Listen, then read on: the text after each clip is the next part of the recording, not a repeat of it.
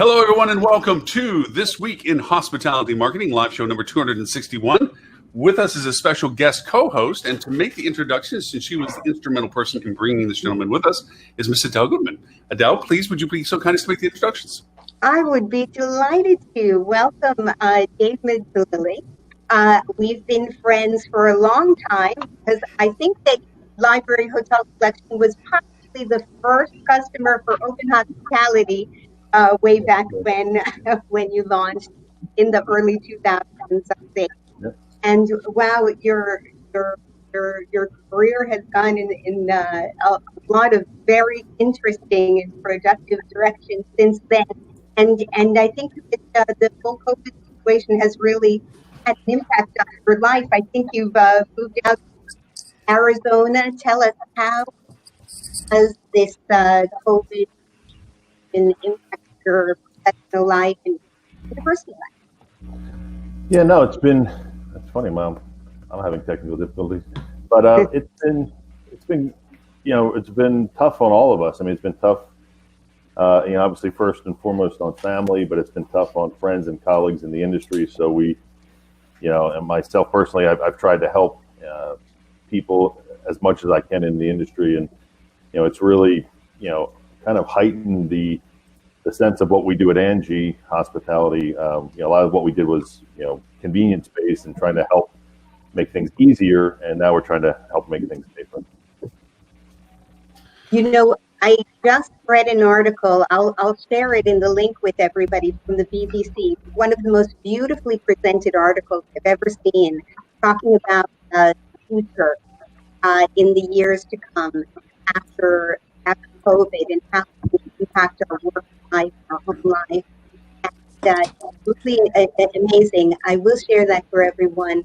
But it spoke specifically about the importance of voice-activated access to things.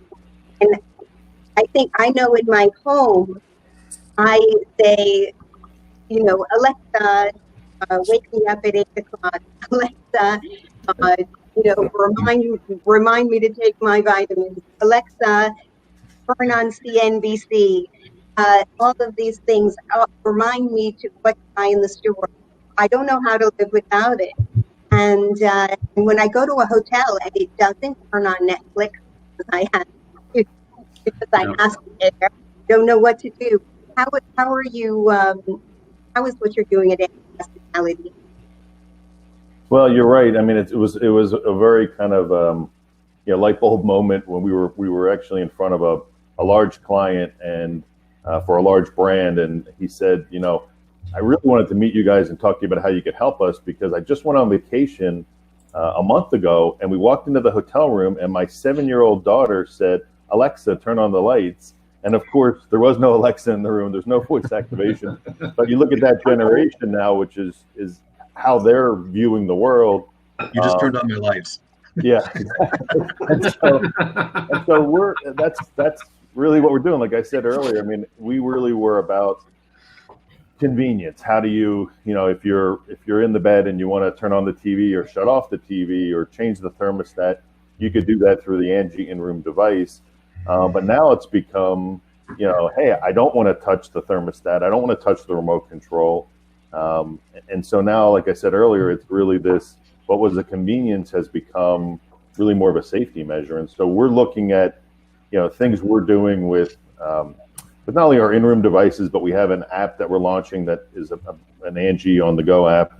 And, that's going to remove, those two components can remove on about a 3-day hotel stay, about 50 touch points. And that's what everybody's looking to right now. It's never before thought about, is my room clean or what am I touching as much as you are now when you're thinking about your credit card, the pen, the room key, things of that nature. So things are changing quickly. I know that you know pretty much almost everyone, if not everyone. I know you know Dean Schmit, which is with Basecamp Meta. Kat with Al Hoa, Director of Education, Tim Peter with Tim Peter Associates. The motley-looking crew on the bottom of the screen. Hello. Is across from the pond. Wait, motley crew is here? Just north of France. Yes. The man with the beard and the dashing good looks is Mr. Tristan Heaword with 3 and 6 Agency, and the static picture of what he doesn't look like now because he looks more like Grizzly Adams is Mr. Ben Henley, also with 3 and 6 Agency. Yeah, sorry, I might be riding the mute button today on completely childcare related issues. So if you hear what sounds like a murder going on in the background, think nothing of it, guys. Nothing of it. It's just high spirits. It's just adult. It's parenting at its best. It's the beating shall commence until morale improves. Yeah, parenting at its best is just keeping your kids alive, especially during these unprecedented times. Which is why, Ben, you've had more than one just in case. You've got redundancy built in there, haven't you? You're playing a numbers game. Yeah. They're sort of like Pokemon, mate. You just got to collect them all. Yeah, I do want to make one comment. Adele, your audio is cutting up a little bit. I don't know from what in particular. That's why I kind of stepped in real quick because it was kind of just a little. I actually pinged a couple others just to see if it was just me or whether it's coming through. It was just cutting up just a little bit. So I don't know if there's anything out of the ordinary or what have you, but it just seemed a little odd for all that. But I'm sorry, David, please continue on. I just want to make sure that everybody was well introduced to you as well. No, that was really it. I mean, it's just a quick funny story. I mean, I think I had invented and the owner of a hotel invented contactless technology back in the early 90s. I opened up the Mayfair Hotel. Our elevator broke, and the owner didn't have a contract on the elevator. So he brought in, he had some laborers who worked on his apartment buildings in New Jersey, and we had a guy who would sit on top of the elevator, and when someone walked in the elevator, they would say, Mendoza, 5th floor, and he would manually take them up to the floor. So after 3 days, we finally got the elevator fixed, but the guests were so conditioned that we were at the front desk, and we heard this one gentleman saying, Mendoza, 4th floor, Mendoza, and we said, oh, the elevators are fixed, just push the button. So I think we invented that back in the 90s. We just didn't. And you kind of like the guy out of the elevator shop, right? Yeah, exactly. I can't tell you how many times I find myself in airport washrooms holding my hand under the sink waiting for the water to turn on. Yeah. Like, right after turn the tap, Is everybody telling me that there isn't a little like imp thing inside my Alexa? So it is actually it's a sprite. No. Chris, it's a sprite. Imps don't fly, sprites fly. They got to fly over to the next thing to make it happen. So no problem. Yeah. So don't ruin the illusion for my 7-year-old either. Actually, brings back the 7-year-old. Anything that addresses elevators so people don't have to touch the button? We're looking into that. We don't currently today. I mean, our focus, right now, we're doing, we really are focused kind of on, there's been a lot of talk of it, and we know it's at High Tech every year, but the guest room of the future. So we're really trying to build or acquire technologies that enable, again, originally it was convenience, now it's safety, but we're trying to make sure that when you check in, you can get your mobile key through an app and check in through the app. You can use your phone to talk to Angie and say, hey, Angie, I need towels, or hey, Angie, I want to order a cheeseburger when you're at the pool.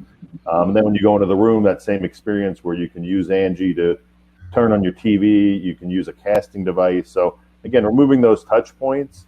We're even now enabling Angie to be the PBX system so that you can actually call the front desk through the device, and you could, God forbid you have to call 911, but you could do that. And we're just finding that hotels are really embracing that because nobody is really using hotel voicemail anymore. Nobody's calling room to room.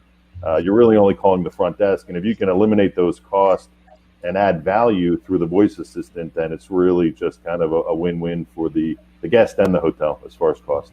I remember when I was taking hotel law in school many decades ago that they said after Connie Francis had been attacked in a Long Island motel after a concert, everybody has to have phones and phones no matter what. Yep. How are you getting around that? Well, the laws now are just that you have to be able to dial 911 from the room. It's really not, and so it doesn't really specify that you actually have to have a physical phone. The law, so as long as you can actually, so the Angie devices have a touch screen on it, so you can dial 911. So a couple things, you have to be able to dial 911 without putting anything in front of it. So it can't be 1911 or 9911. And then second, it has to, there's new laws that have passed, it has to give the location. And so that's what we do. So when somebody dials 911 through a room through Angie, not only does 911 get the actual location, the front desk gets which room called 911.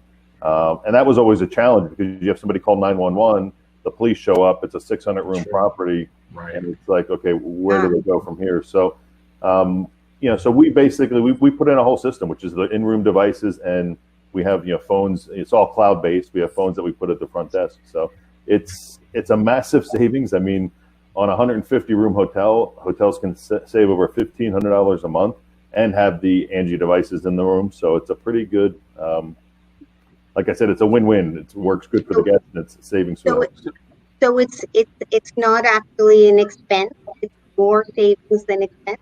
Yeah, you would. So if you were a 150-room property, you could basically pay off the devices in 2 months, and you'd have, on a 3-year contract, you'd have 34 months where you'd be saving money that you could put into mobile keys. You could put into Google pay-per-click marketing or any other, areas of the property that you want. So I think from an ownership group, and being an ex-GM, I'm always thinking about, okay, well, how's the owner going to feel? So if somebody says, hey, when I launched Open Hospitality, we were all about giving away websites and making money on the bookings because owners didn't want to spend $50,000 for a website in 2004. So I'm always thinking about how do we do things at Angie that are, digestible for the GM, for the director of sales, and for the ownership group. Speaking for my accent challenged friends at the bottom of the screen. No, Stuart's not here. I don't know what you're talking about. That's right. Yeah, no. For those who may have a slight tinge to their wording. Southerners? How does that read? Jersey? You're saying there's a problem here? Right. Forget about it. Don't worry about it. All right, it's all good.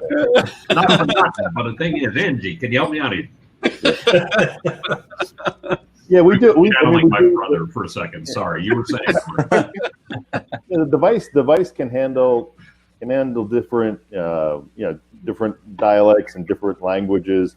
Obviously, voice is the most widely and quickest adapted technology ever in the history of the world, and it's getting better. Would I say we're perfect? No, but I'd say we do a very good job. And again, it's always improving, and we're always, we are international. We have Angie devices outside of the U.S., and we're always getting feedback and making sure that we're addressing any issues that come up. Challenge accepted. That's all I'm going to say. Challenge accepted. Yeah, no, we're more than happy. Yeah. Hey, up our Angie. Can you flip lights on? See if front desk is awake. Put big lights on. So, David, I have a question for you. Sure. We have whenever we've hosted any type of technology-based webinar, educational event, the most common feedback we hear is, oh, I'm going to have to pay some money in order to get this solution, plus implementation time, and then getting buy-in from your staff. Of course, right now, hoteliers are being, and I'm, of course, speaking from a HOA, so it's mainly hoteliers, but the industry overall is having to pick up additional expenditures due to cleaning and sanitization and so on. And of course, much more of this high-tech, low-touch technology. Are you aware of any legislation or anything that might help offset these type of necessary costs that hoteliers are going to have to take on? No, I don't. I mean, that's why, when I was saying kind of this Angie PBX combination voice assistant phone, we're trying to position it where it actually can become, a savings for the hotel, and they can actually be saving money. And so when they look to implement it, it's not really this major cost. I think the biggest thing that I see and where hotels are failing today is that I understand we have to focus on cleanliness. Being an ex-GM, my rooms were clean, so I would never be worried about if my rooms are clean or not. But I think it's very important to make sure that the guest understands what you're offering them. So a good example is there was recently a hotel group that the COO, I think, was quoted of talking about voice technology in the room and using mobile key and things of that nature. And then when I went to his website for his group, and he had a COVID-19 section, all they highlighted was the cleanliness. They didn't highlight anything about the technology. And even when you see hotels today, what we're trying to do is educate hotels on, okay, how do you make sure that if you're using an Angie, you've got certain technology in your hotel, how do you put that on your website? how do you put it in the booking engine? Make sure that when somebody's booking, people today still have listed there's a color TV and an alarm clock in the room. Well, if you got a voice assistant, that should be on there. Most hotels are doing pre-stay email, so it should be highlighted there. So I think there's certain areas where you're just not going to be able to. Sorry, I had somebody bombing my event coming in the room, but I think it's just important that hotels really make sure that they highlight what it is, and I think that'll drive. Adele can talk to this more, but TripAdvisor reviews and things of this nature. If you're highlighting these technologies and showing the value to the guests, not only from a competitive analysis, I think it'll help you, but I think it'll start helping hotels in their reputation management and reviews. Yeah, I definitely know that, for example, we have Zingle in the hotel in Toronto, and even if we didn't mention it ourselves in the website, the guests mention it in the reviews because Right. I think it's so much fun. It's so much easier than actually calling any. Hey, send us a burger. I don't want to wait on the phone waiting for somebody. It just works. At I Zingle all day long. The plane just landed in the car. It's so easy. So would it work actually before the stay? Well, we before the check. Yeah, we have an Angie app that we've launched, and so what we'll be doing is, we'll be leveraging all the AI in Angie and in the device onto your own mobile phone. So, Angie learns and Angie starts getting better, and Angie can actually reduce the cost of staff because, just like Zingle and others that, are basically a way for the guest to communicate without using the phone. What Angie starts to do is learn, and so Angie will know what the Wi-Fi password is, and Angie will know what time checkout is, and will know all these things so that the actual front desk or PBX operator will not have to touch the phone. So when you talk about cost, Kat, and what how do people justify this? Well, you can eliminate some of the stress that's put on the front desk, and some of these some Best Western say where it's really a one-man show where that front desk agent is doing everything. You can make sure that you're increasing the medallion scores by the way you're handling certain requests. And also, Angie can be used for things where we have a group we're working on now where the housekeeper will be able to tell Angie the room's clean. That'll automatically update the PMS, and then the PMS will tell the housekeeper what's the next room they should clean. So we're trying to figure out ways that we really, help the property be more efficient in all their operations. So interesting. So go ahead, Kat. Go ahead. I was going to say, it sounds like you've absorbed components of other apps that are currently out there for assisting with efficiency and training, cross-training among staff. So it makes sense as you reduce your staff costs, reduce the cost for a phone, and then you're able to implement some more technology. I wonder if What kind of time investment is it? Sorry. Well, the in-room devices are set up where somebody in maintenance or housekeeping can just plug them in. There's no real big setup. We pre-configure everything before they actually get shipped out. If they're connected, they can be connected to the property management system, obviously. So we have all that data. And then, when you're talking about the app side of the business, it's a little bit more work because you're kind of building a second website, or what I would call an in-stay website. Most hotels today have a very good mobile website that's for the traveler or guest who's looking to book the hotel, but they really don't have a website or anything that's really meant for when the guest is on property. And so that's what we're doing. So we're basically building the website so it's more about, okay, you're in your room, you want room service, you just use the app to book food, to order your food. You're at the pool, you can order it there. You're at a meeting and you want towels, you can ask for towels, or you want to ask for a late checkout, and you don't want to stop by the front desk, you can do things of that nature. Question. With those capabilities, do each of the employees have to tap in with a smartphone or anything? Like, do they have any personal responsibility, or is it just the tablet, the Angie tablet that's provided? What happens is usually it's the hotel will determine based off of the size of the property and kind of how their staff is set up. So I would say in a smaller hotel, there'll be whoever's at the front desk. There's actually it's web enabled, so if your browser's open, you'll have an admin screen that you can set up that dings if there's a request that comes in that Angie can't handle. So through the AI, we'll respond to as much as we can, but when it's something that Angie doesn't know, it'll let the front desk agent or the PBX operator know, and then they can respond to that. We also have escalation rules, so if somebody says, "Hey Angie, get me towels," and the person hasn't marked off in the admin that they've received the towels, it then will escalate based off times that the hotel wants. So if it's 15 minutes, the GM could get a text message or an email saying, "Hey, room 504 requested towels and they haven't been delivered yet. It's been 16 minutes." How are you, when eventually international travel does return, how are you going to handle the variations on languages for a domestic property? I mean, I understand you might tailor the languages to each country based on the majority language there, but how are you going to handle the diversification of my English usage and somebody's Korean versus someone? I mean, is there potential of getting lost in translation, or are we putting them all through the funnel of English at this point?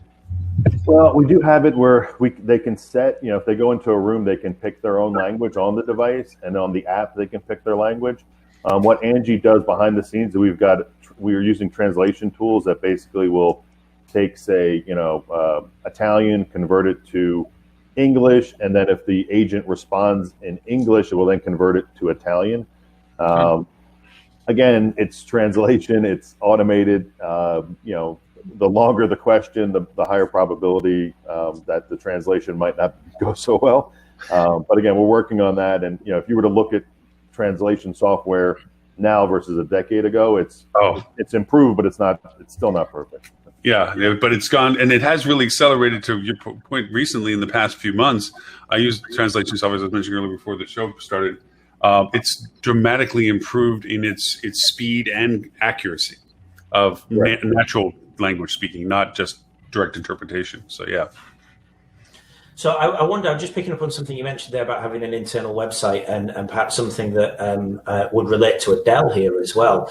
And forgive me if you've already thought of this, because I'm coming into this very, very new, but it would be very nice if Angie was able to leave a TripAdvisor review for you via voice, if you could actually promote the stay, if they asked that. Is that something that you've thought about and looked at that wider benefit to the hotel and post stay? Yeah, so we've thought about via the app push notification, so being able to push. We'll know to your point. So if the guest checks out via the app or via the device, we could highlight that.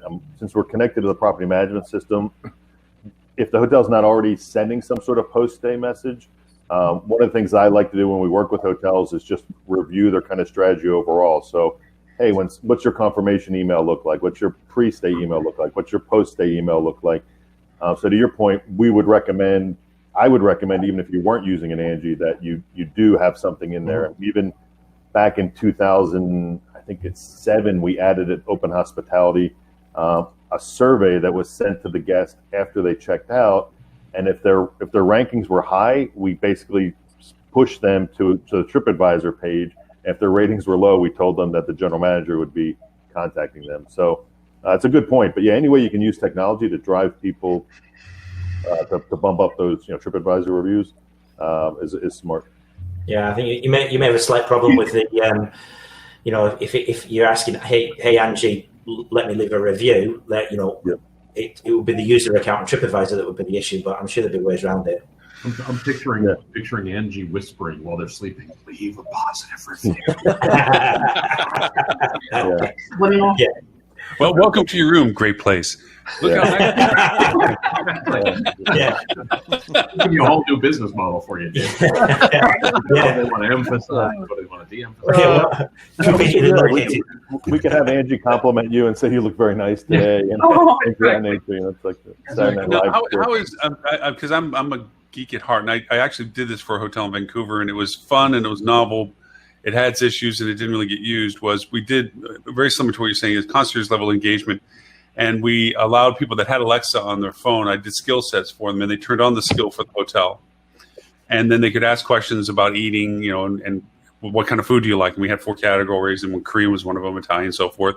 Then we give it restaurant recommendations and so forth. And that engagement was just to be helpful in a concierge way of saying, hey, look, we can help you through this process.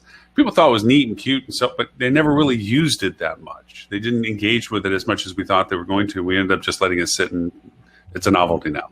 And then I've done things where I did a mobile platform for the hotel, to your point, that had a sniffer on it. That was when it was in 1 mile, the website you went to was now a concierge-based website with big buttons that you could go to the different restaurants at the resort and so forth and so on. That was very productive. But then it was always hard for us to get to where you brought it to the next level, which is I'm sitting on the beach and I'm in this chair. How do they know who I am to know what it is that I'm ordering without saying it's chair number 27? And then you got to do the follow up on it. How have you addressed that ability for them to know where you are in the resort, for them to identify with what it is to fulfill what you're asking? Well, we've done some things where we're looking at how the property can leverage QR codes to identify things, so people aren't having to type in a table or a chair number. You're right, though. I mean, it's really kind of how there's things you can do with beacon and Wi-Fi to actually identify through geofencing and targeting where people are at. ID badges, Dean. Yeah, so that's one way. But back to the other point, I mean, I think what's important too is that what's nice about either an app or the Angie device is the visual component. So voice is one thing, but it's also, if you're able to see. It's a lot different when you get back to your hotel room at 11 o'clock at night and you see a cheeseburger on the screen versus something saying cheeseburger. So when you see that bacon, all of a sudden, now, wow, I really want a cheeseburger. I shouldn't. It's 11 o'clock at night. That's the one thing, too, that we think that will help the voice component. So you can even have Angie kind of show you the menu and take you through different areas of the menu. And the app can do the same thing. Are there analytics, David, about, are there analytics about what are the, are you doing any kind of text analytics or natural language processing to say, hey, these are the kinds of questions we see regularly. These are the kinds of things people are asking us. So, hotels can maybe tailor service to what people are looking for, either broadly or at specific times of day or things like that. Yeah, we will be. I mean, we're not, Angie is kind of a, lack of a better term, it's really kind of a startup, but we'll be looking at all those things. So one of the things we're going to be looking at is what type of food is being ordered, what do people normally order with that? Do they automatically order fries with their cheeseburger, or what side dish? What's the most common request? And also doing things times a day, things like that might be cool. Yeah, and also what we want to put in is reminders. So one of the things that is that if somebody asks for extra towels on Monday and they're staying 3 days, we probably should give them extra towels because maybe there's 4 people in the room. Just every day, let housekeeping know to put those towels in. So every day the person isn't, just asking, for additional towels. So things of that nature. But yeah, we're really going to look at the data and really try to make sure that we're leveraging it in the right way. And we want to make sure that, the biggest challenge I think with technology is, if you leave it up to the front desk to basically tell the guest that there's technology at the property, that's a major failure point. So as I was saying earlier, you really need to be, letting the guests know on the website, in the pre-stay email, if they download the app, incentivize them to download the app, things of that nature, have promotions through Angie in the room. So you got to sometimes almost even trick them to use that technology. Well, if you order through Angie, you get, 20% off your food and beverage bill or things of that nature. So. Yeah. Go ahead, Kat, please. Oh, sorry. Mine's a little depressing. So if yours is a little higher.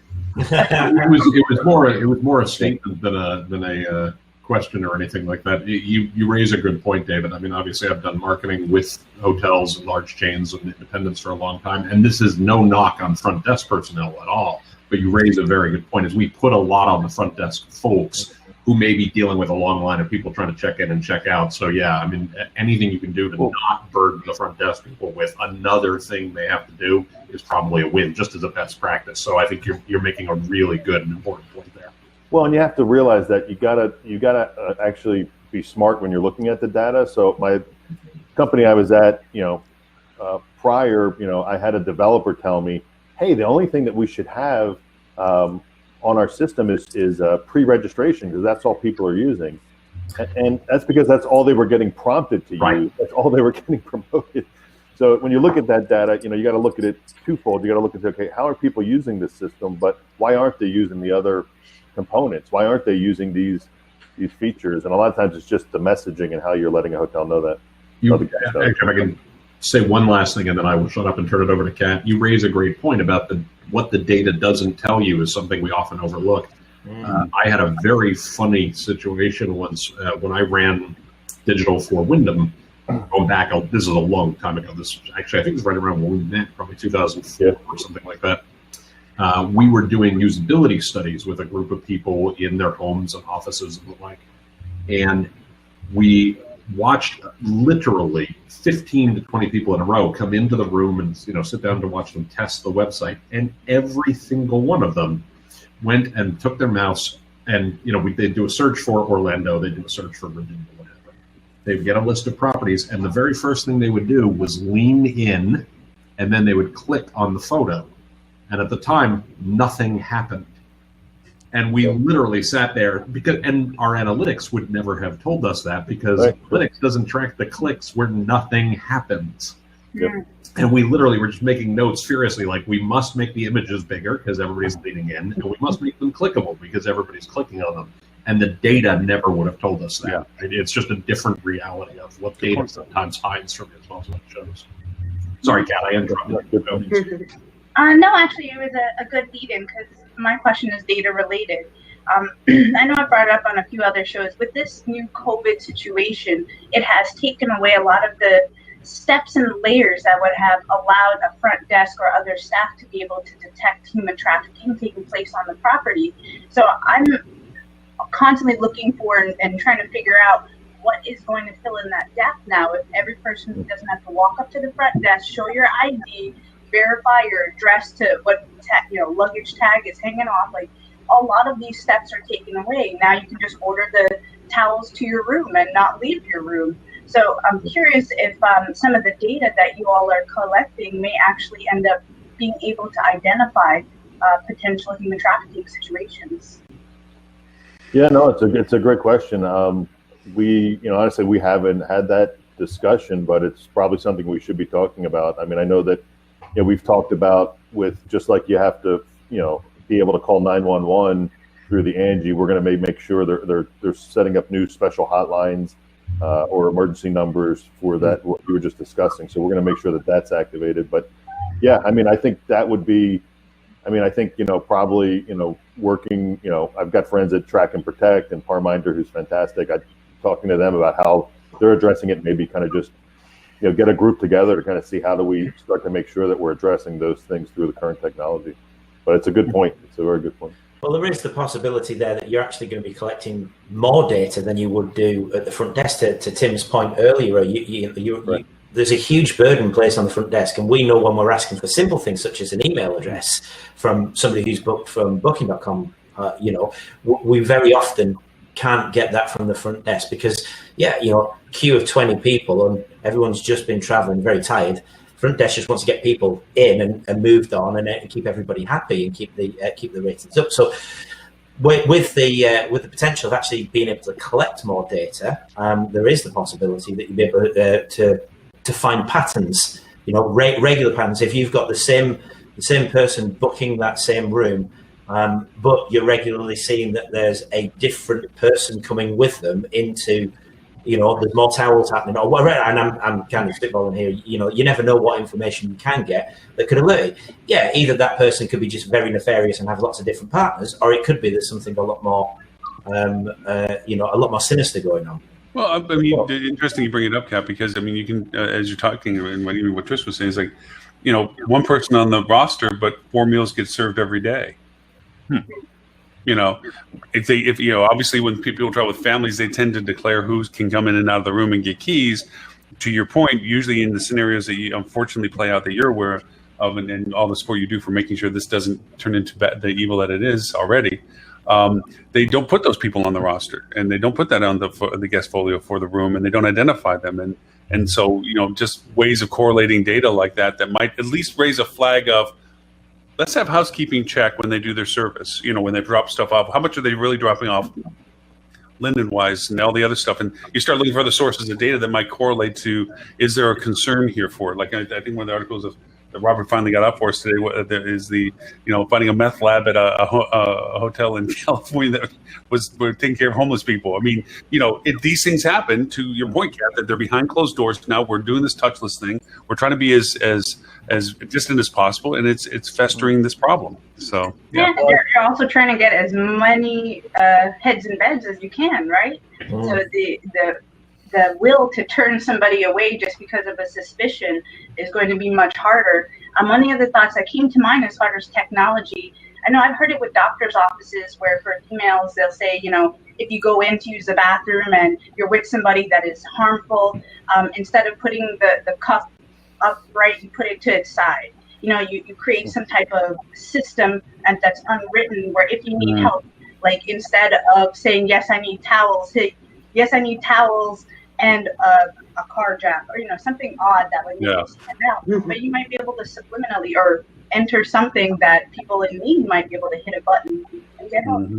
Well, I think what's interesting is that it's tough too because you've got a lot of brands that are incentivizing guests to not take housekeeping, and they get points for doing that. So I think there's got to be something on property. So technology is one thing, but I think if you're a hotel, you still have to have certain systems in place where you check that room, even if the guest doesn't want housekeeping. And it can't just be a free pass where it's like, okay, well, we saved money on housekeeping, we'll clean at the end of the 3-day stay. It should be where somebody checks that room. I mean, we've had really bad situations in Las Vegas. So I think there's things that the technology has to step in and help, but there's also got to be this. We're in the people business, and as if you were to wake me up in the middle of the night. At my core, I'm a hotelier. I mean, I manage properties. I worked every job in a hotel, and I just happened to stumble into the technology piece of it. But I think that hotels really have to just really make sure they're doing everything they can to make sure the guests or whoever's at the hotel is safe. To your point, technology can't replace humans, but by the same token, they can augment and help with additional data, additional perspective that might just cause us to say, you know what, this is something we have to look into, not rely on the technology. Oh, we never knew or didn't tell us, or you can't do that to that point. But now, one of the things you mentioned about room service and so forth. So you have the security within the platform for authorization of acquisition, purchases, and so forth. That you have it where I can use it to buy things and get assigned to the room and everything. Yeah, so we have it where you can actually charge to the room, and then through the app, if you were a destination where you wanted people who were, say you were a casino and you wanted guests that were not, or I should say patrons who were not a guest to be able to actually, buy a drink or buy food, we can enable that through a third party like Stripe. So you can do it a couple ways. So either you can do it through a third party and we can process it, or you can just push the information into the property management system or the POS. Are there parental controls? I'm thinking about. I was thinking exactly the same thing. I'm just picturing when we used to travel with our kids, we would frequently get our kids are now grown, but when we used to travel with them regularly, we used to get adjoining rooms, and but they would have themselves and the like. And I can just picture us going, hey Angie, order pancakes at 2 a.m. Right. Hey, or Angie, another order of pancakes. Hey Angie, another order. I think the other thing you would also find, if it was my kids right now, you'd have the pancakes at 2 a.m. But if you check the analytics, it would also, looking for the voice search, you'd have probably 50 instances of "Hey Angie, fart." Yeah. Daughter's son. I think I know about that. Yeah. Cross that one out. Just definitely right, don't. Exactly. Saying that parental controls, David, or is that something you're looking at? What, fart? Yeah, exactly. Yeah. We've consulted Despicable Me and the Minions. We're in the process of figuring out how we include that in the Angie devices. We don't currently have a parental control system set up, but we could actually, it's something we could disable a room from food, from food and beverage ordering. I think that would be key. Or billing to the room of anything or what have you. Yeah, exactly. I mean, in the casino, obviously there's going to be a server delivering the alcoholic beverage. So sure, that would hope they would check for ID. My kids never drank when they were just like I never. Mom and dad are in the it never happened. Never at all. Yeah, I'm thinking the adult entertainment on the TV. That's going to be. What the hell? I didn't order that. No, darling, I didn't order that. Pancakes. Right, I asked for pancakes, exactly. Yeah. That's what we're finding. Just like we have Angie Tv, which is really it's powered by the Pneumatics Cloud, and it's a casting device that just easily lets you cast it on there. So I think the good news is a lot of hotels will be moving away from their in-room entertainment, but I think the bad news is, obviously there's still a lot of stuff out there wherever you're getting your entertainment from, even if you're casting. Now, you allow multiple devices, like for instance, if there's 2 or 3 Angie apps in the one room, that all of them can influence the room? That is a great question. I've never been asked that question before. That's we haven't. Leave it to Lauren. Yeah, we haven't gone down that road. Other than we are going to be doing some strict testing on the app versus if you're using the app in the room and there's an Angie device, so you've got 2 Angies. So the idea will be if you click the button on your phone, we've got to get to the Angie in the room and say, "Hey, Angie, stop listening. Just listen to the phone." Haven't done the multiple devices, but that's a good question. I would assume. We're going to run into, I think we're going to run into some issues just like you would on an iPhone if everybody in the room just said, "Hey Siri," and they all had that functionality turned on. But it's a good question. But I'm sure somebody smart on our team will figure out how to solve that. I'm just figuring if I go with my wife, my Angie ain't going to work. Yeah. I was going to say Amazon haven't figured it out with Alexa because I've got an Alexa on every floor, mainly because my kids love listening to music in different rooms. But if you're in the middle floor and don't pay Alexa, it will answer in 3 different blocks. And sometimes it's a bit of a random mix as to where the music's going to turn on in your house, which is always fun, especially when I'm home. We moved from a 3-story house to a 2-bedroom apartment. I have one sitting right here. I have one sitting in the next room, and I have one sitting in the next room. And God forbid you should say something as you're walking from one room to the next. Exactly. Literally, the bedroom starts shouting at you, and I'm like, I was like 20 feet away from that. What happened, man? Yeah. Well, I have one in the bedroom on my side, one on my husband's side, one in the bathroom, and one in the living room, and one in the kitchen. See, how do you each talk to it? That's my question for us is that we know if like for a hotel suite, we can set up so there's a delay and the 2 can talk to each other. Unlike Alexa. Yeah, exactly. If Ed was here, he'd be wearing his tinfoil hat saying how he turned his out and threw him into the trash. But yeah. Since this application is able to collect data, does that mean that there's some like GDPR requirements involved where they have to approve or agree to have any of this data collected? Yeah, in Europe, there'll be an opt-in for the app and there'll be an opt-in on the Angie device in the room. But not in the States, we don't have that. But yeah, in Europe, yes. Yeah, good question. By the way, I apologize. I had let everyone know I could only stay till 12:30 today. I just got a buzz and I needed to drop just a couple minutes early. David, it's really good seeing you. This sounds really awesome. I'm looking forward to seeing where you go with it as you go forward. Very cool stuff. Great seeing you all. I will look forward to seeing you next week. Hope you have a great weekend. Stay safe and well, everyone. Thank you. Tim, before we run, bunch of podcasts about where to find you if people want to know more about you. TimPeter.com, TimPeter.com/podcast, or TCPeter on Twitter, Tim Peter on all the other social channels. Awesome. Tim, thank you as always. Be well, everybody. See you soon, all right? Take care, Tim. Thank you. So long-term road for this, David. I mean, obviously you're talking about the audio, you're talking about the multilingual, you're talking about the multi-user, you're talking about the data collection. How do you see all this? I mean, you're already talking about touchless purchases. You're talking about touchless controls. What's the long, like down the future? You're gonna have the ability to influence more things. Do you feel you can diminish the amount of staff necessary because it can help create a more higher efficiency to those that are still on property? I mean, how do you see all this in the long-term play? Well, I think that being in this business, it's a people business. You're always going to want to have people, but I think you're going to want them to excel at taking care of the guest and not have to be there to do things that they shouldn't have to do. So we can see, Angie checking somebody in, being a kiosk, in the lobby where you go up to Angie and she assists you in your check-in and pushing you a mobile key. We could see that where, Angie's a concierge, where, for properties that can't afford a concierge, or maybe it's a different type of property where somebody could either be in their room or be in the lobby and ask Angie, when's the next airport shuttle going to be here, and things of that nature, or where's the closest, pizza shop. So we're seeing as we evolve, it's really about making it easier and safer for the guests. So if you're in the room, one of the things we're going to be adding, which, when I first started commuting to LA, I had to go to the bank and get $100 worth of singles because I always kept forgetting to bring cash to tip housekeeping. So we're going to enable guests to tip the housekeeper. I'm glad you referred to housekeeping when you mentioned that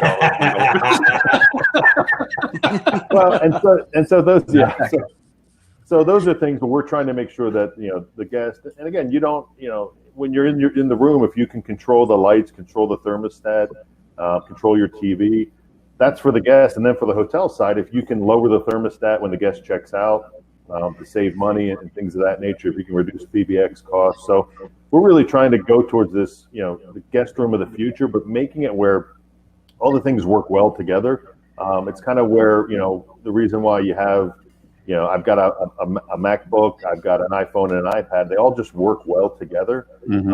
And we're really trying to accomplish that when it comes to the in-room on-property technology for hotels. Because, look, we realize that, when you open a hotel, you throw away the key. It's open 24/7. It's unlike any other business. And now the funny thing is, the word hospital is in hospitality. And now we're worried about safety and health and taking care of the guests. And I think if we can allow hotels to focus on really providing an experience for that guest, versus when I walk up to the front desk at 9 o'clock with my bag and the front desk agent says, "Are you checking in?" And you feel like saying, "No, I live down the street. I'm just taking a walk around the block with my bags for exercise." And some people want it. Some people want to interact. I'm checking at 8 o'clock. Hey, maybe I want to see the front desk person. But if it's midnight, man, it'd be great if I'm in the Uber. I just check in, get to the hotel, get my key, and go to sleep. And my TV works. Maybe I want to watch one last episode of something, and that's it. So we're trying to just make things easy for the hotel.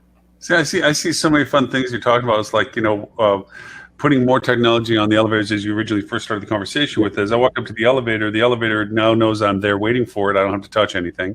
It doesn't know where I need to go yet, but once I get in the elevator, I can talk to it.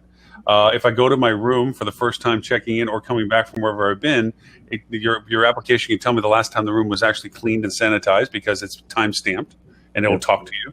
I can see those things happening in whatever is still a concern for people in future tense as to how much, whether, we know that the impact of what we're going through now is longer than the actual threat of it. We know that eventually they're going to find solutions to the things, but we're still going to have a residual concern as to the unknown. Beyond that, is do we still want to now just touch buttons again and all that kind of stuff? So I can see where your app can really begin to go as you start adding more sensitivity to things, traffic on hallways, walkways, traffic patterns within resorts, gates and doors that open that are exclusive to guests. With do the near field thing, whatever it is. I mean, you can see all those things kind of evolving into this.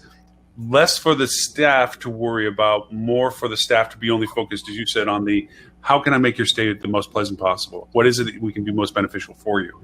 I can see definitely all that kind of coming out of this. So congratulations in that sense. Well, thank you. I appreciate it. Dean, you look like you want to say something, then paused. No, I was just thinking about adaptation of technology and because one of the reasons I was thinking about is, if anyone's ever traveled internationally, which I'm sure many of us on this call have actually, you go into a hotel room internationally, they have one very simple functionality built into their hotel rooms that for some reason in the United States nobody does yet. And that is that when you walk out the door, there's a little key thing right there by your door. You pull out your key and it shuts everything off, right? All the lights in your room, everything gets set up. You walk in, you put it back in, and the lights come on. Very simple, very basic, and yet nobody in the United States has it. And so I'm thinking about that in terms of, okay, so for adaptation of technology like this, what do you see as the hesitations and how do you get that into mainstream? Yeah, I mean, the funny part about that is, I stayed at a hotel in London, and I guess they must have had a lot of U.S. guests who complained, so that when I checked in, there was already a key in there, keeping everything on.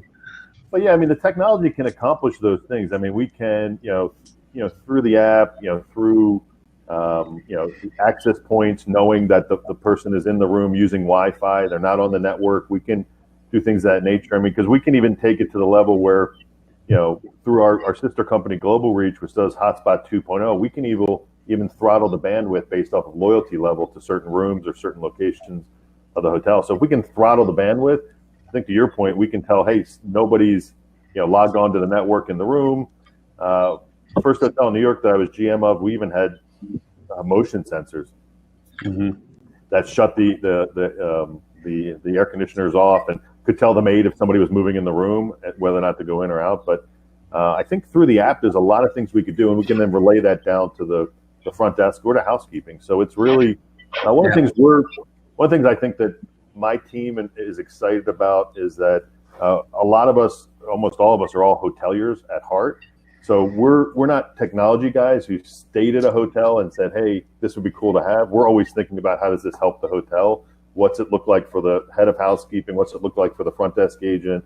How's the GM going to get reporting, to your point? And so we're always trying to strive to get better. But I think that's a good idea on how do we actually help with the actual efficiency of the rooms.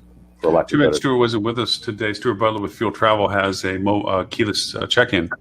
I'm sure you guys could probably go back and forth on tech pretty strong with it, because they've become very, very popular in the past few months for obvious reasons, with this ability to go in and get into the room. And to your point, and to what Dean was mentioning about the control of the room and so forth, because now you're talking about the Marriott dream of the room being pre-chilled, pre-configured for your personal preferences, kind of thing. So if we're not just talking about whether the power is on in the room, but also it's your room, only you can walk into it, and it's set up the way you wanted it, and their pre-arrival information, whether it be pillows or linens or whatever, are designated correctly in the room prior to your check-in. So I can see where that would all be augmented by what you're doing. So yeah, I think that the key card thing that you're talking about there, Dean, that is so prevalent over here in Europe, is it's definitely a feature for the hotel and not for the guest. Because personally, and I know I can speak for Ben here as well. If I'm ever with my family somewhere hot or wherever we go abroad, because it's the UK, we don't see the sun; it doesn't exist here. Whenever we go somewhere warm, I want to make sure that I walk into that room. It's like a refrigerator. It needs to be icy cold. Otherwise, I am literally going to melt. Yeah. And when the maid goes in and pulls the card out after she or she has done the cleaning, and I walk back in and it's like an oven, Tristan gets very grumpy. But I can give you guys a list of common items you can find in a hotel that jam nicely into that socket. This is the true. Aircon running whilst you're around there. One summer, I came back to a hotel room in New York, and it was like a fridge. It was amazing. It really was.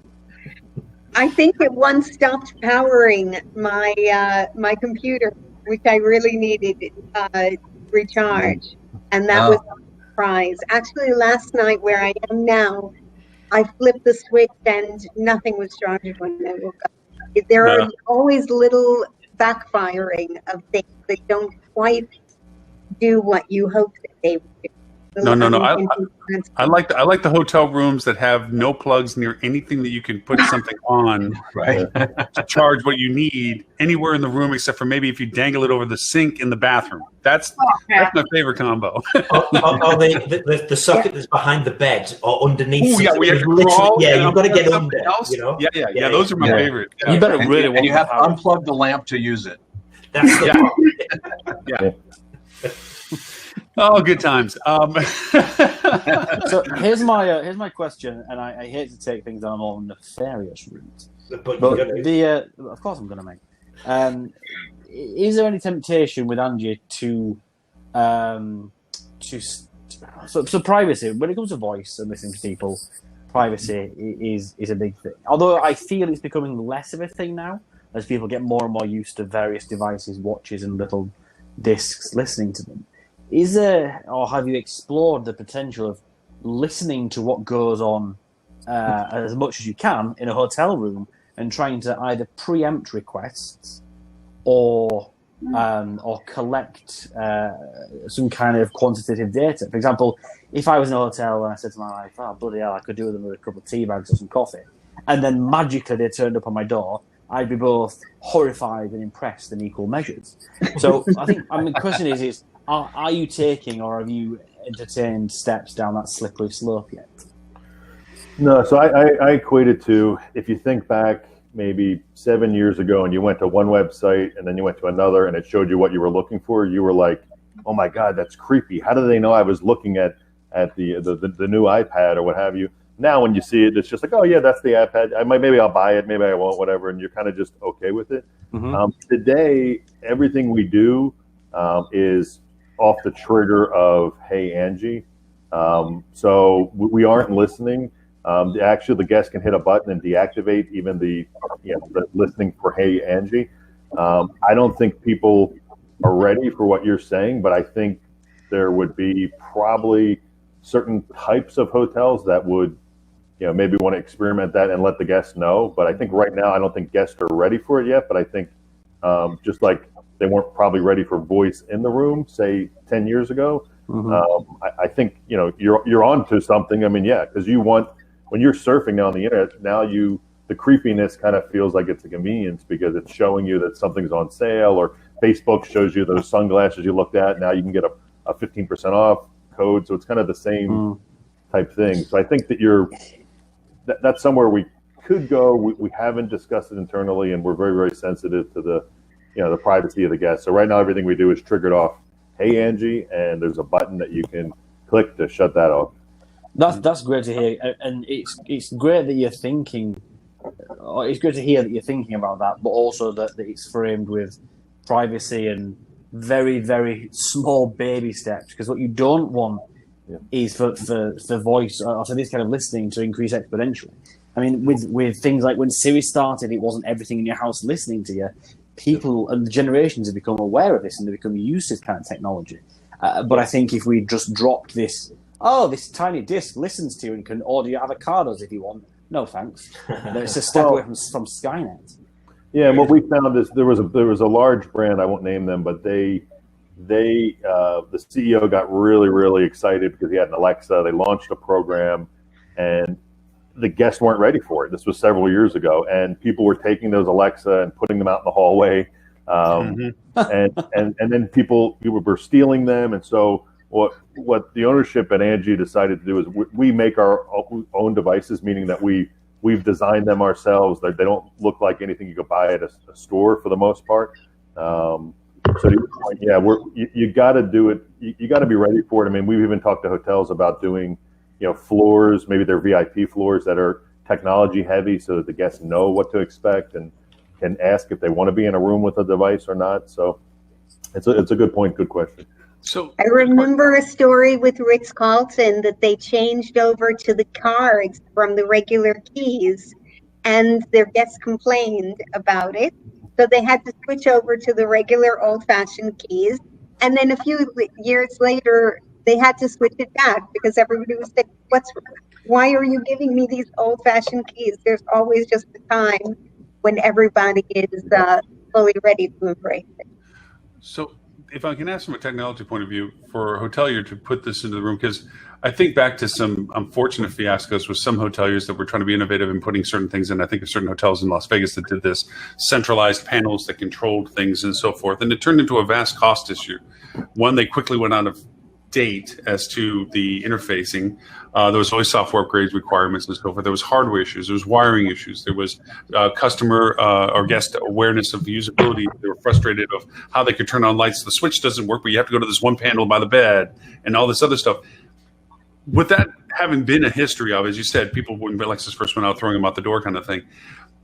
What does the hotel you go through with you now, in the sense that there's a box that gets put in to control aspects of the room, and is that the same box that is being talked to, or is there a separate hardware unit that now it represents the ability to communicate to that box? What is the actual process a hotelier goes through with all this? Yeah, so it's just the device in the room for when it comes to Angie and the in-room assistant. So again, you can. I mean, it's like with anything. The more complex you get, the more interfaces you get, the more systems you're connected to. There's more points of failure. So it's. I don't think we're ever going to not have any type of issues. But we've been very successful. We're piloting right now with a brand in California in one of their properties, and we're connected to a lot of different systems. It's connected to the property management system. It's connected to the heating and cooling, and the lights in one case. And we haven't had any issues, but again, we're also new, and we'll learn from any of those issues and get better as we go. But it's not as, it's not as, I think, I don't know if it's the right word, clunky. I mean, there's a lot less. Technology has advanced to the point where I think a lot of these interfaces, last longer and don't have as many issues as they did in the past. Mm-hmm. Okay.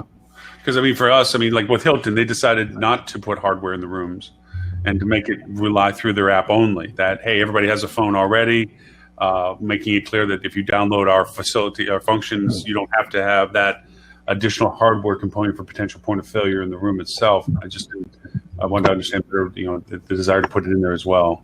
Yeah, we think so. We think there's a couple things. There's one, we're replacing the phone and the alarm clock. So we removed 2 devices, which are, actually 2 other failure points. I mean, we had one group that said people kept moving the phone off the desk and breaking the outlet, the jack, which was like $179 to fix. But again, you're going to have some people who, maybe they're going to the Hilton and they don't want to download the app. They just want to go and they want to go to the room and they would like to have these conveniences like they have at home, but they don't want to download that app or for whatever reason or, what have you. So I think that's where they can do a better job. And the voice in the room, especially if you do start getting into languages, that's another thing too. It can just really help as far as that guest feeling at ease, being there if they can ask in Italian for something and get it versus having to try to speak English if they're maybe not fluent in English. Sure. Yeah, nothing says like keeping up with hardware, like going in and finding a phone cradle for top of the clock and it's a 24 pin, and you get a Thunderbolt and you got lightning bolt you need. Yeah, it's like, yep. Somebody hasn't gone through their updates recently. That can get chucked outside the bloody room. It sounds like Ben is disciplining his children.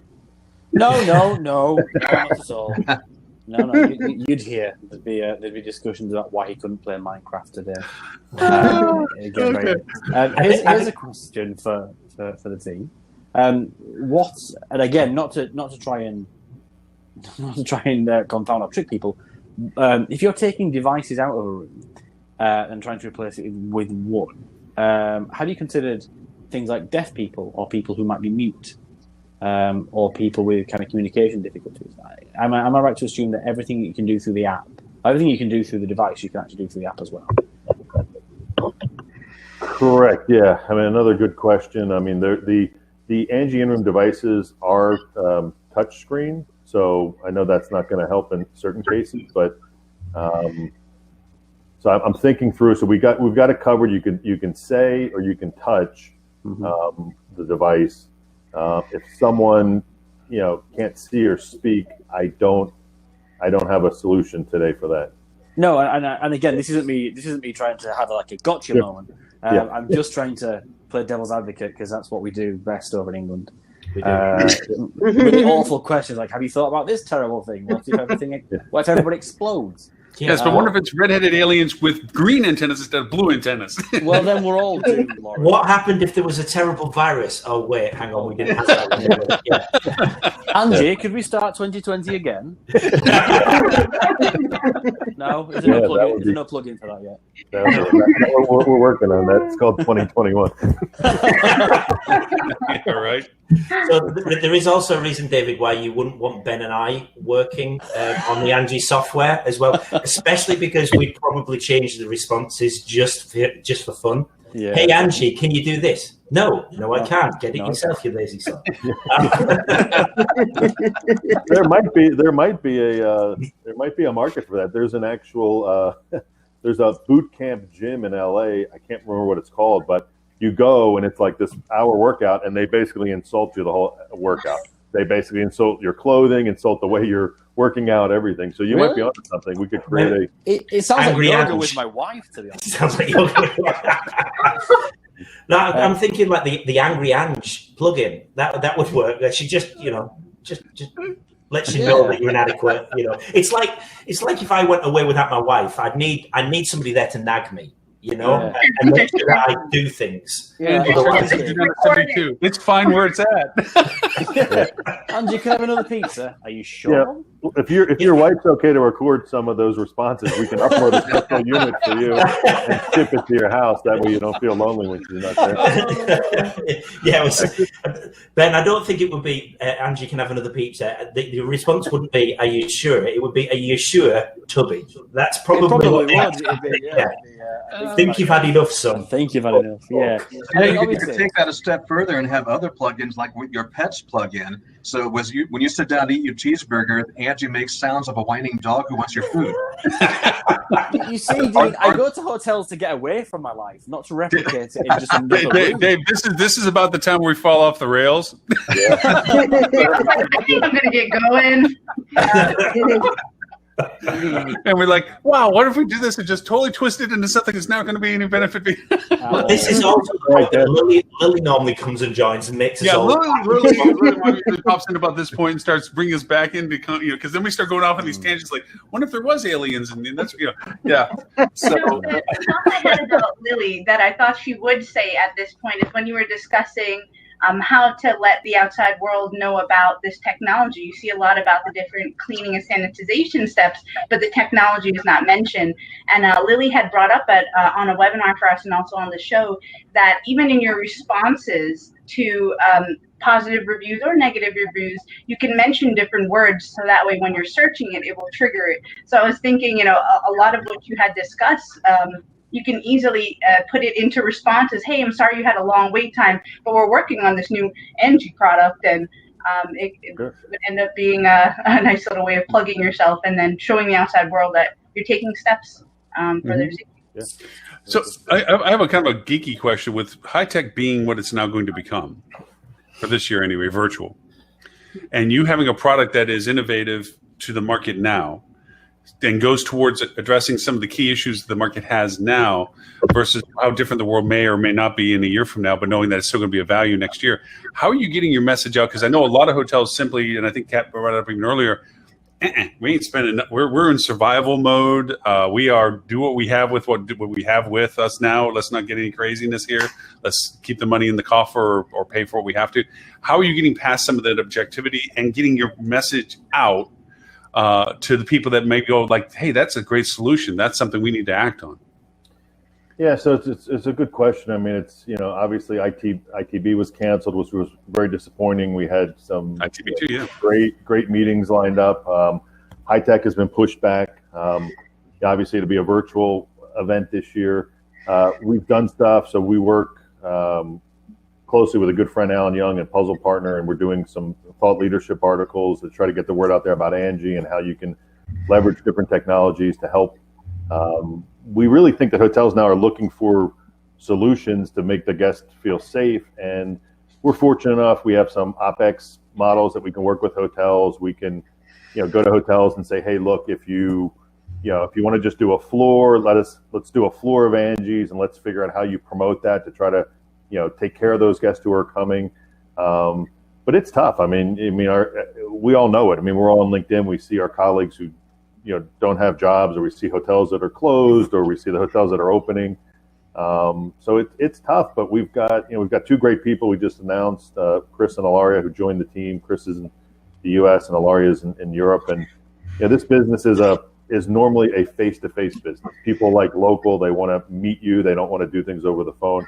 So we're trying to leverage, different technologies like Zoom, and we're going to do whatever we can to try to, get the word out there and try to, obviously, close more business. But we're also very sensitive to the fact that, hey, look, we know you're going through a tough time, and we're not going to, if you tell us, hey, I'm the GM and I'm answering the phones and I'm cleaning rooms, we're not going to send you 6 emails saying, oh, what's changed for you in a 2-week period. So we're, like I said, we're hoteliers. We know what they're going through. Some people on my staff, worked in New York after 9/11 and did many jobs as occupancy levels dropped. So we're a pretty aware group on what the industry is going through and what it's like even when it's good times, how tough it is for hoteliers and how busy they are. So we're gonna just try to get the word out there. We do a lot on LinkedIn.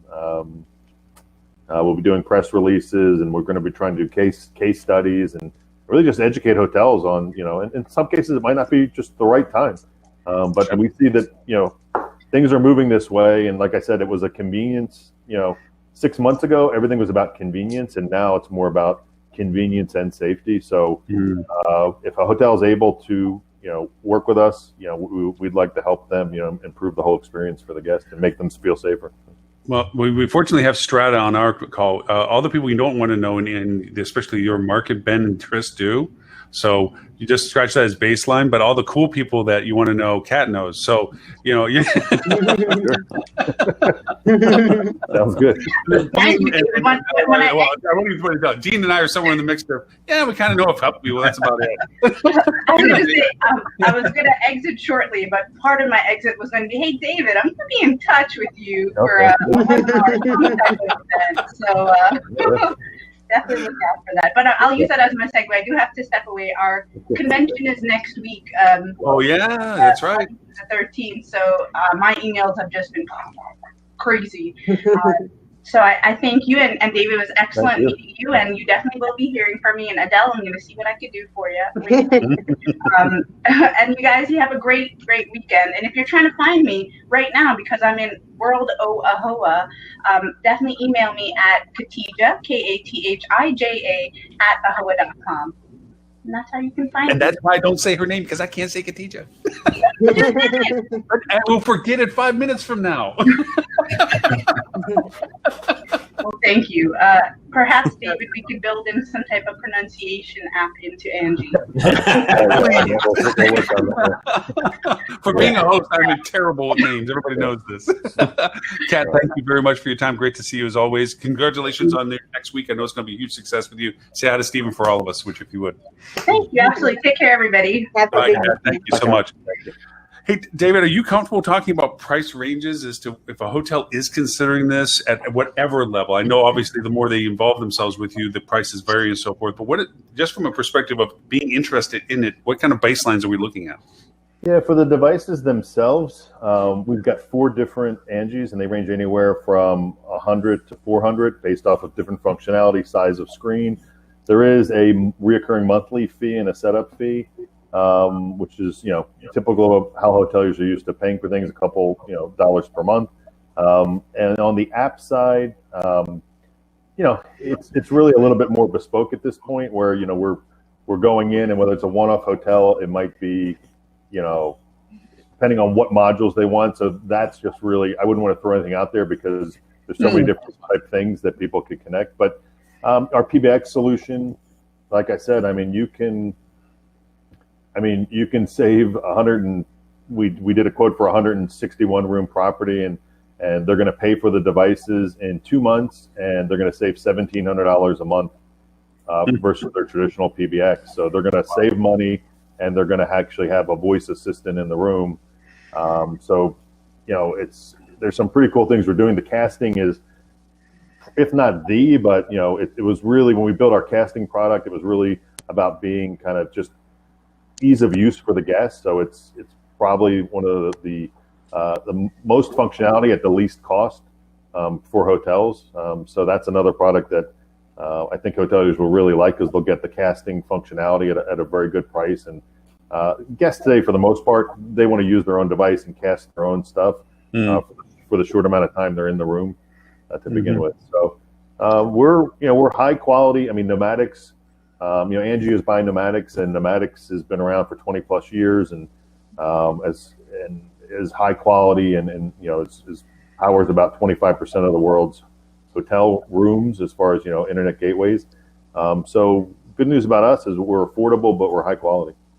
What is the usual time scale, the ramping up of somebody saying, hey, this is something I want to do, this is how I want to do it? And I know it also involves on how many components you include with that, what it connects to and so forth, but usually from inception, and how much customization or branding do you allow within the platform itself for the hotel? How does some of that work in timelines? Yeah, it's, we traditionally, it's like with any company, we kind of work at the speed of the hotel. So, sales cycles can be quick. They can be, hey, I want these devices now because I need them in my rooms, and I'm I'm a beach resort right now, and I'm at a pretty good occupancy level, and we need to put these in for safety. To a longer period of time where somebody wants to go through several versions or designs of the app, and that can take a couple months. But Angie's, I mean, if somebody called me today and wanted to sign a contract, we could probably have them up and running by the end of the day, probably Tuesday, Wednesday next week, based off how long it takes to ship them. So, where can we find you now? In other words, if some of our listeners are watching this right now and thinking, hey, I'd really like to go to a hotel that has this thing, and they're traveling to a Dallas or Los Angeles or New York or whatever, are there some hotels you can name out there that would have this? Yeah, unfortunately, a lot of our hotels are like many that are kind of closed right now. So I don't have any I could name. I mean, what I would say is go to Angie.ai, which is our website. It's got some of our hotels listed on there that you could take a look and see the devices and then actually see the hotels. I just started this position July 1st, so I'm a month into running Angie. Before I was at Pneumatics as the chief commercial officer, helping Pneumatics, Global Reach, Intertouch, and Angie, and the overall sales and marketing. So, and I would just say, if anyone's listening, just keep, if everyone's on LinkedIn, just keep looking. We'll be showing new customers, new case studies, and things of that nature. We'll be using all social media, but predominantly LinkedIn. I would say that I lied to you when I said that we only asked for a half hour of your time, given that now we're almost an hour and a half into your time. But it usually works out well like this, that when we have the privilege of having a great guest co-host such as yourself, that we get to really just take the time to talk and ask and learn more and understand. And my mind has changed up and down many times through your conversation as to, I've always been resistant to putting hardware into the room because of the hotel based as I've been, oh my gosh, now I got to babysit the piece of technology, and is it going to still be alive, or did I just buy a dinosaur that I just didn't know turned into oil yet? And you've convinced me otherwise to say no. This given current circumstances, especially your message changing from convenience to, as you said, safety, and the service profile that it can provide, just not right now with is already good enough and great, but also all the variations that can come down the road from it. And your answers to some of the stuff has really made me think that this is something that people should look at with their hotels in current and future tense, as to, given the new, whatever we want to say, normal of the world is 2020 or 2021, it's going to be a part of the program. These things will become a part of, whether it's the interaction between phone or hardware in the rooms. There's going to be a value proposition to the hotels. So thank you very much for all the extra time today. I mean, we're not trying to kick you out. You can stay and hang with us, because we're just going to run off the rails and talk about all the rest of the stuff that we usually just throw around topics and so forth. Robert Cole just sent out a very late list. Robert Cole, who usually has been with the show now for almost, I'll say, soon to be 7 years, has been very busy, but he sends us a nicely curated list of topics and so forth. And I think he kicked it out to us while we're in the middle of talking to you. Usually he does it before the show, but it's usually just current information and so forth. So if you have the time, we'd love to have you hang around, and we'd love to get your insights and opinions, because you're certainly very talented in all aspects, and we'd love to have you hang. But is there anything we didn't ask that you would want to make sure we did find out about out of all of this? No, I mean, I think I appreciate the time. For those of you I haven't met before, it's great to meet you, and for those who are old friends like Adele and Dean, it's good to see, and hopefully I get to see you soon in person somewhere. Hopefully, it'd be nice to see. I can stick around for another 10 minutes. I have a 10 o'clock call, but I'll stick around and love to hear what you guys are talking about. Cool. Usually Tristan and Ben have something mean to say, or some something that says, how badly can you screw it up, and the U.S. just says hold my beer or something. So Ben and Chris, I want to leave it to you if you have any. Oh, actually, Adele, I'm sorry. Is there anything you want to make sure, because you're the one that was generous enough to invite David, is there anything you want to make sure that we wanted to say about anything, or do you think we covered everything pretty well? No, it's just, I think that this is such a great piece to have. It really triggered my imagination, and it is certainly a topic of conversation right now. I just assumed that it was something that was simply unaffordable to boutique hoteliers like ours. But I think that the way that you present it seems like it's going to be, financially positive for us. Okay. So Nice. I wish everything that people proposed to me was like that. Other companies, please take note. Thank you. So Tris, give us your worst. What you got? You want my my news article or my show and tell article? Is that what you want? Yeah, whichever one you think is the most happy thought that you have, since you seem to have a great clarity on how bad things can work. Happy? I'm going home. Oh no, I am. You are home. What are you talking about? Yeah, this doesn't work out. It's working from home, like.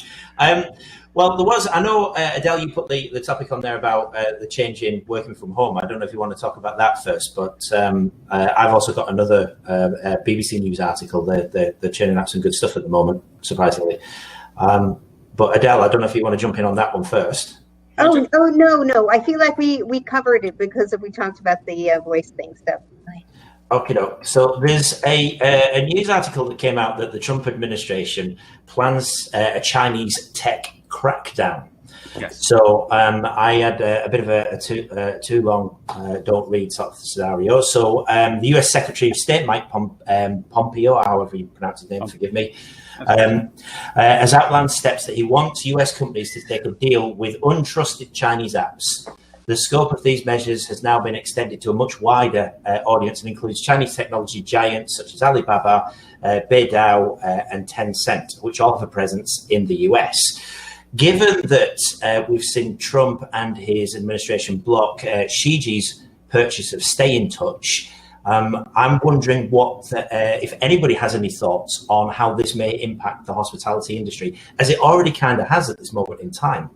I have some thoughts, but I wanted to see if anyone else has picked up on that news article or has thought about it. I'm going to chime in on that one, actually. So I used to formerly work for a Chinese-based company, and technically, I mean, they didn't do away with their Chinese roots by any means, but for part of that reason, part for another reason I'll get to, though, they now are incorporated in the U.S. They've become a U.S. company. And they did that intentionally. One is to avoid some of those. But also, when you're working on the hotel side, if you've ever, because I spent time working with Wyndham, sending money overseas is hard. It's not your normal procedure. There's other approvals that have to get done, and it's kind of a pain in the you-know-what. So, become a U.S.-based company if you're going after U.S. companies. Makes sense.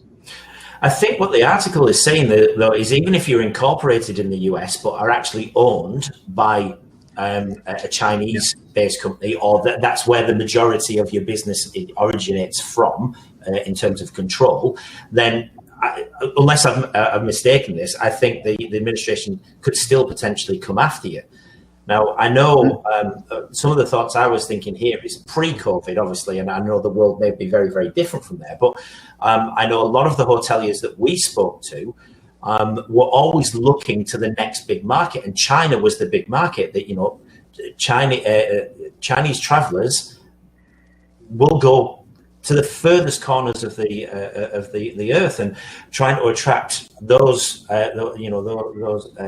traveling communities and trying to get them over to American-based hotels was a very big desire with a lot of the hotels that we're dealing with. But I think we've got a government administration that is outright waging war on China, albeit without guns and tanks, but in terms of politically charged and financially motivated weapons. This is, might be a small period now, but the knock-on effects of this could last years and years and years. Well, I think it's not just the first impact; it's the second. It's the repercussions of this. To Dean's point, like with companies that are Chinese-based, that are U.S.-based as well, the premise of this, and let's just be clear about TikTok. I mean, it has gone down in the sense of, because of it being the data being shared with China and the U.S. being concerned about data sharing and the military using it and being able to identify where all the soldiers are at, just like Fitbit, you were able to do the same thing. They had to shut down Fitbit's tracking for all military bases because people could go on Fitbit and see wherever all the troops were working out. Little weird things that come out of these productions and so forth. But I think the repercussion aspect is more dangerous. Marriott has a whole mess of hotels in China. Holiday Inn has a Mesa hotel. So what are the Chinese government going to do when, okay, if you're going to do this to us, and the premise is TikTok, then it's WeChat, and we know how powerful WeChat is in China. Dean and I, firsthand, holy, but Jesus, that is an amazing platform when you're in China. It does everything, but then again, everything's known through it. What's China going to do? Okay, Marriott, hey, because and for those who have ever done business in China, you have to have a bank in China. You have to have money in China. So all of these companies, Marriott's, Hilton's, Hyatt's, everybody that has stuff in China has to actually be doing business in China. So what is China going to do to our companies because we're doing it to their companies? And right now, you look at the Marriotts and the brands right now in the dyers that they are in, the permanent layoffs, furloughs, and so forth that's gone through. How are they going to? Do they need that another nail in the coffin right now? To what they're going to be doing? Do they lose their properties? How do they fragment themselves? Do they have to sell their hotel assets in China to Chinese ownership? Because that's the only way they're going to continue to operate business.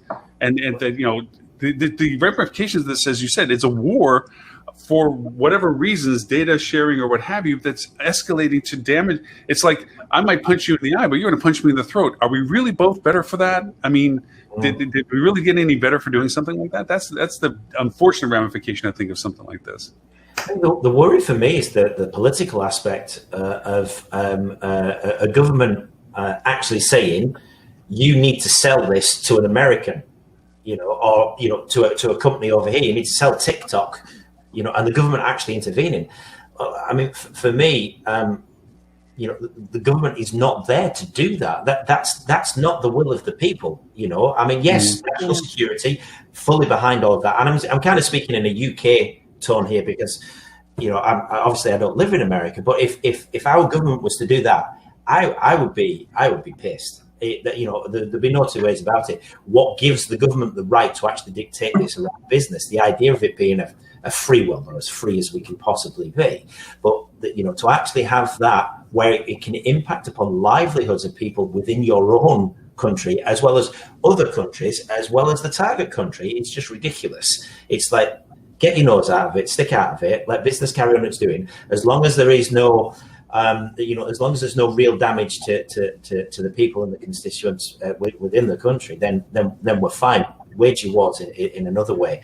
And I think this monetary war aspect that's coming in now, I think that's something that it's not necessarily something that's new, but it being on such a stage and the way it's been set at the moment is going to have a knock-on effect to the rest of the world, because we all follow the big economies, which is the US, China, and the like. If used to start falling out, the hell's it going to do for the little old England over here and the rest of the pond and the rest of the countries that are following suit with yourselves?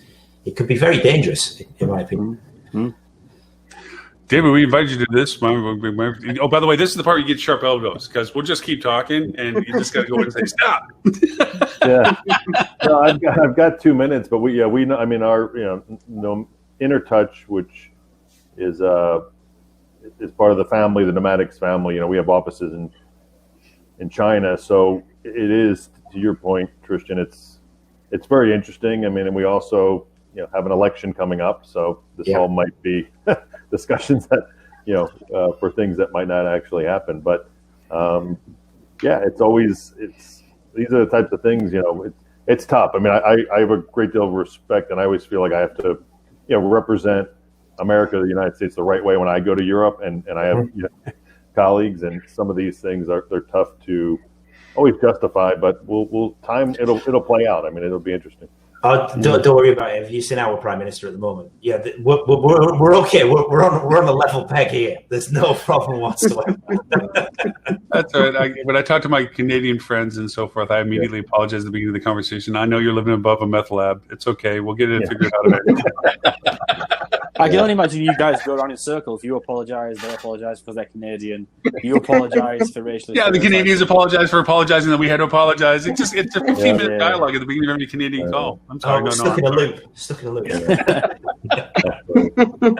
on that note, I'm going to drop off from my call. But I want to thank you guys for the time. I really appreciate it. And like I said, I hope to get to see you guys all soon in person.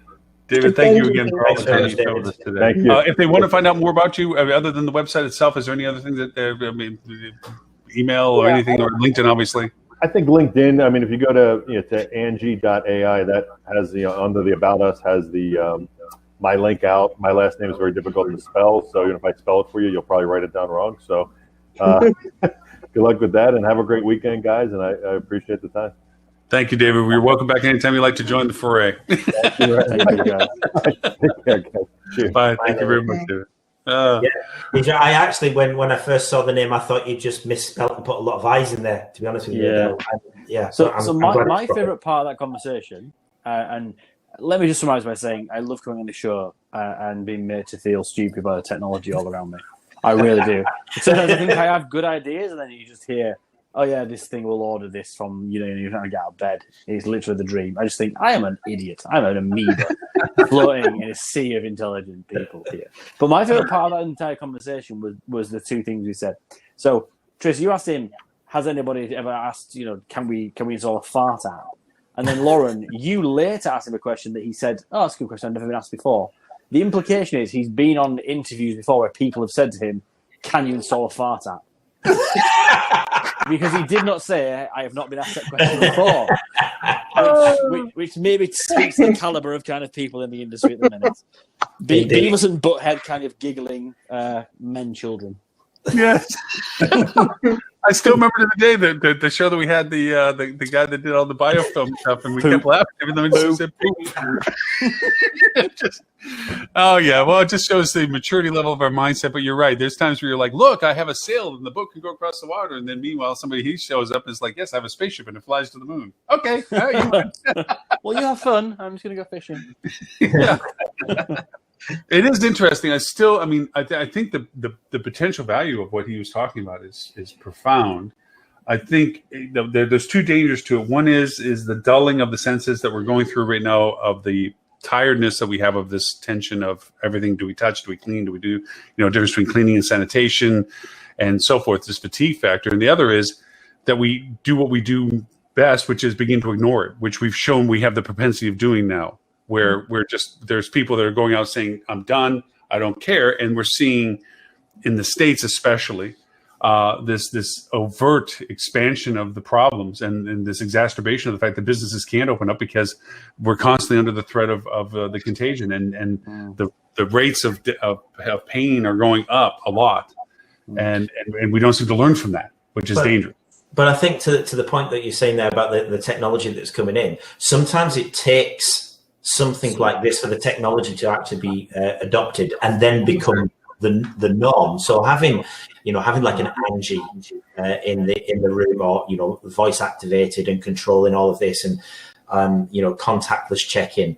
I mean, I'm not a big fan of contactless check-in because I like to go up. Yeah, I'm not a big fan of that because I like to go up and speak, and I like to interact with people that way. Mm-hmm. But if this becomes the norm, then that will kind of disappear for a lot of people. It will just become the normal aspect of booking a hotel room and checking into a hotel room. But you know what? People in many hotels now, the front desk agents will tell you that their job is to check people in and to swipe the card and to hand them the key and to tell them this and that and point them to the elevator. Polite.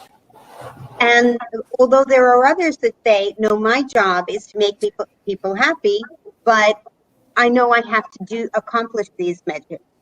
If those measures, of those tasks are done seamlessly by some other way, prior to this day, maybe even a concierge video call beforehand saying, we're looking forward to seeing you tomorrow. Is there anything special you need? Whatever.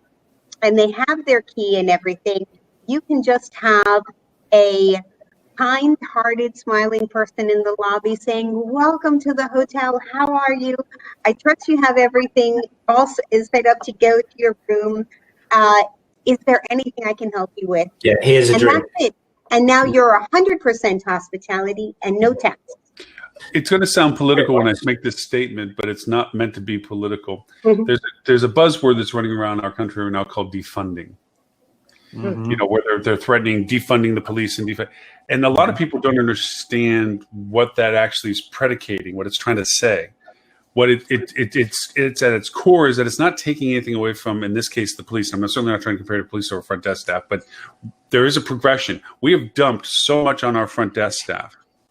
So many things, pre, post, calls, conversations from above and in the rooms, and those that are standing in front of them, and those that are checking out, and those that are trying to make reservations, and on and on and on and on and on. I mean, we have joke sheets about, yes, I'll build that extra wing because we need the extra rooms, and of course, it's my fault for everything. We have these fun statements. The police in this defunding thing have become that as well. They've become everything. They are the submitters of subpoenas. They're the mental health people that they have to go pull people up because they have mental. They've been asked to do so much because they were the only resource available for them to be asked.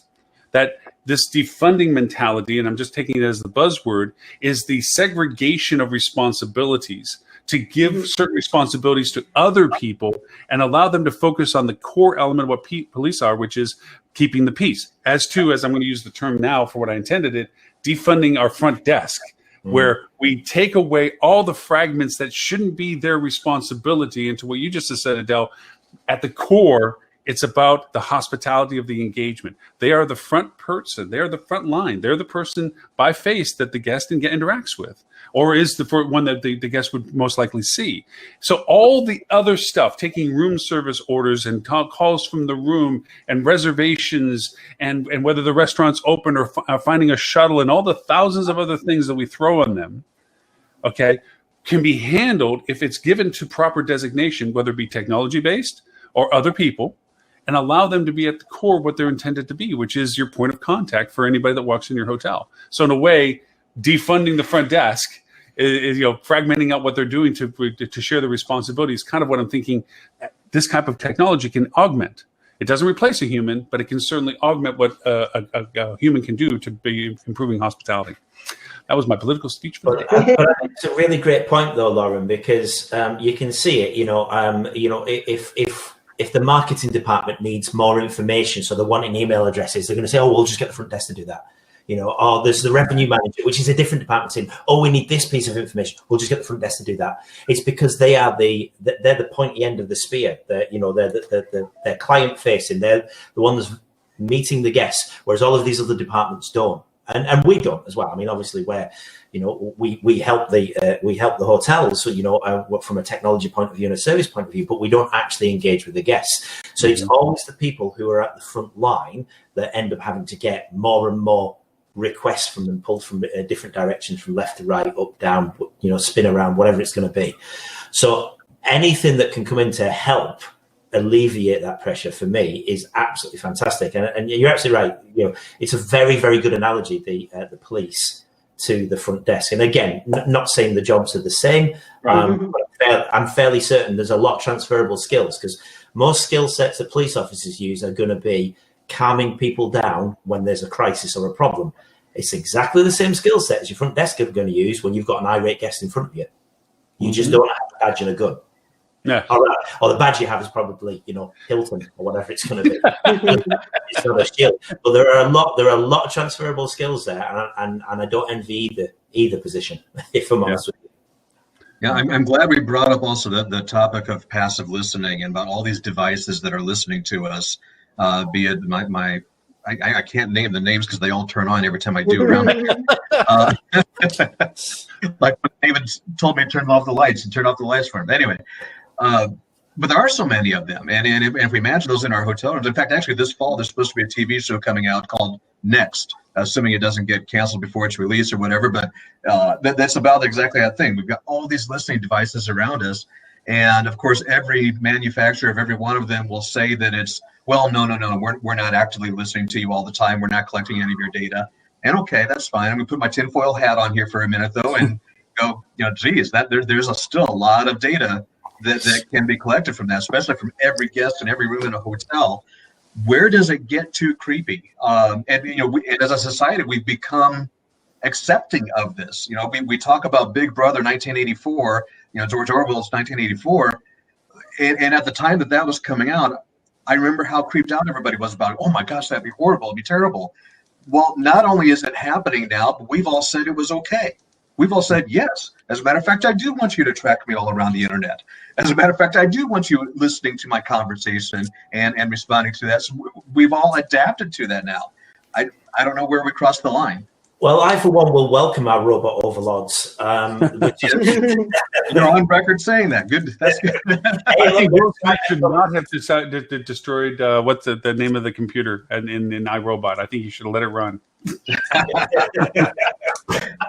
You know what, though? I think when you go to a hotel, it's a beautiful thing when you get introduced to some kind of gadget or device or experience that you don't have at home. Everybody says that they want it just like home, but they really want something that's better than home, that they maybe even aspire to, maybe falling in love with it and saying, I have to have that for my home. So what does it say when we have it, as I said, on either side of the bedroom, the kitchen, the bathroom, and the living room, and I walk into a hotel and I don't have it? We're actually in catch-up mode in the hotel.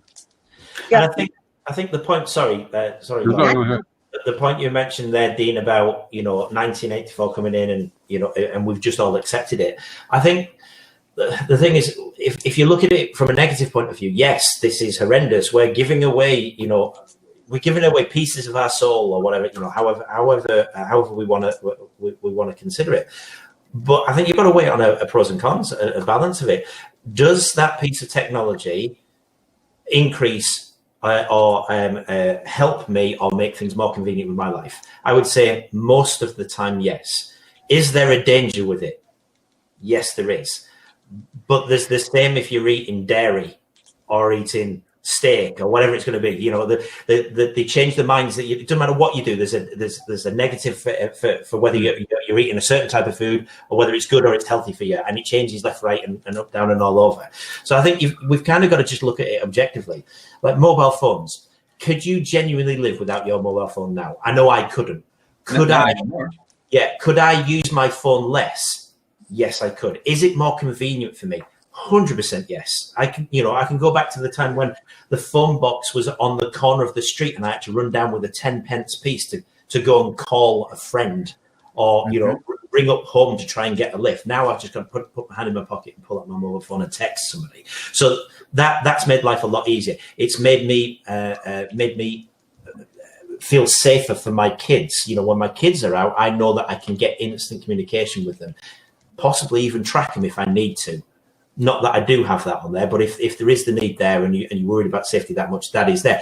So that's helpful. But do I spend far too much time playing Call of Duty on this thing? Absolutely, yes. Well, and the fact is that the more devices that start using the technology, I mean, they talk about the technology of things, and how important it is. The more devices that start using that and interacting with each other, the more effective it becomes, and the more it becomes a part of our lives. Self-driving cars is a really good example of this.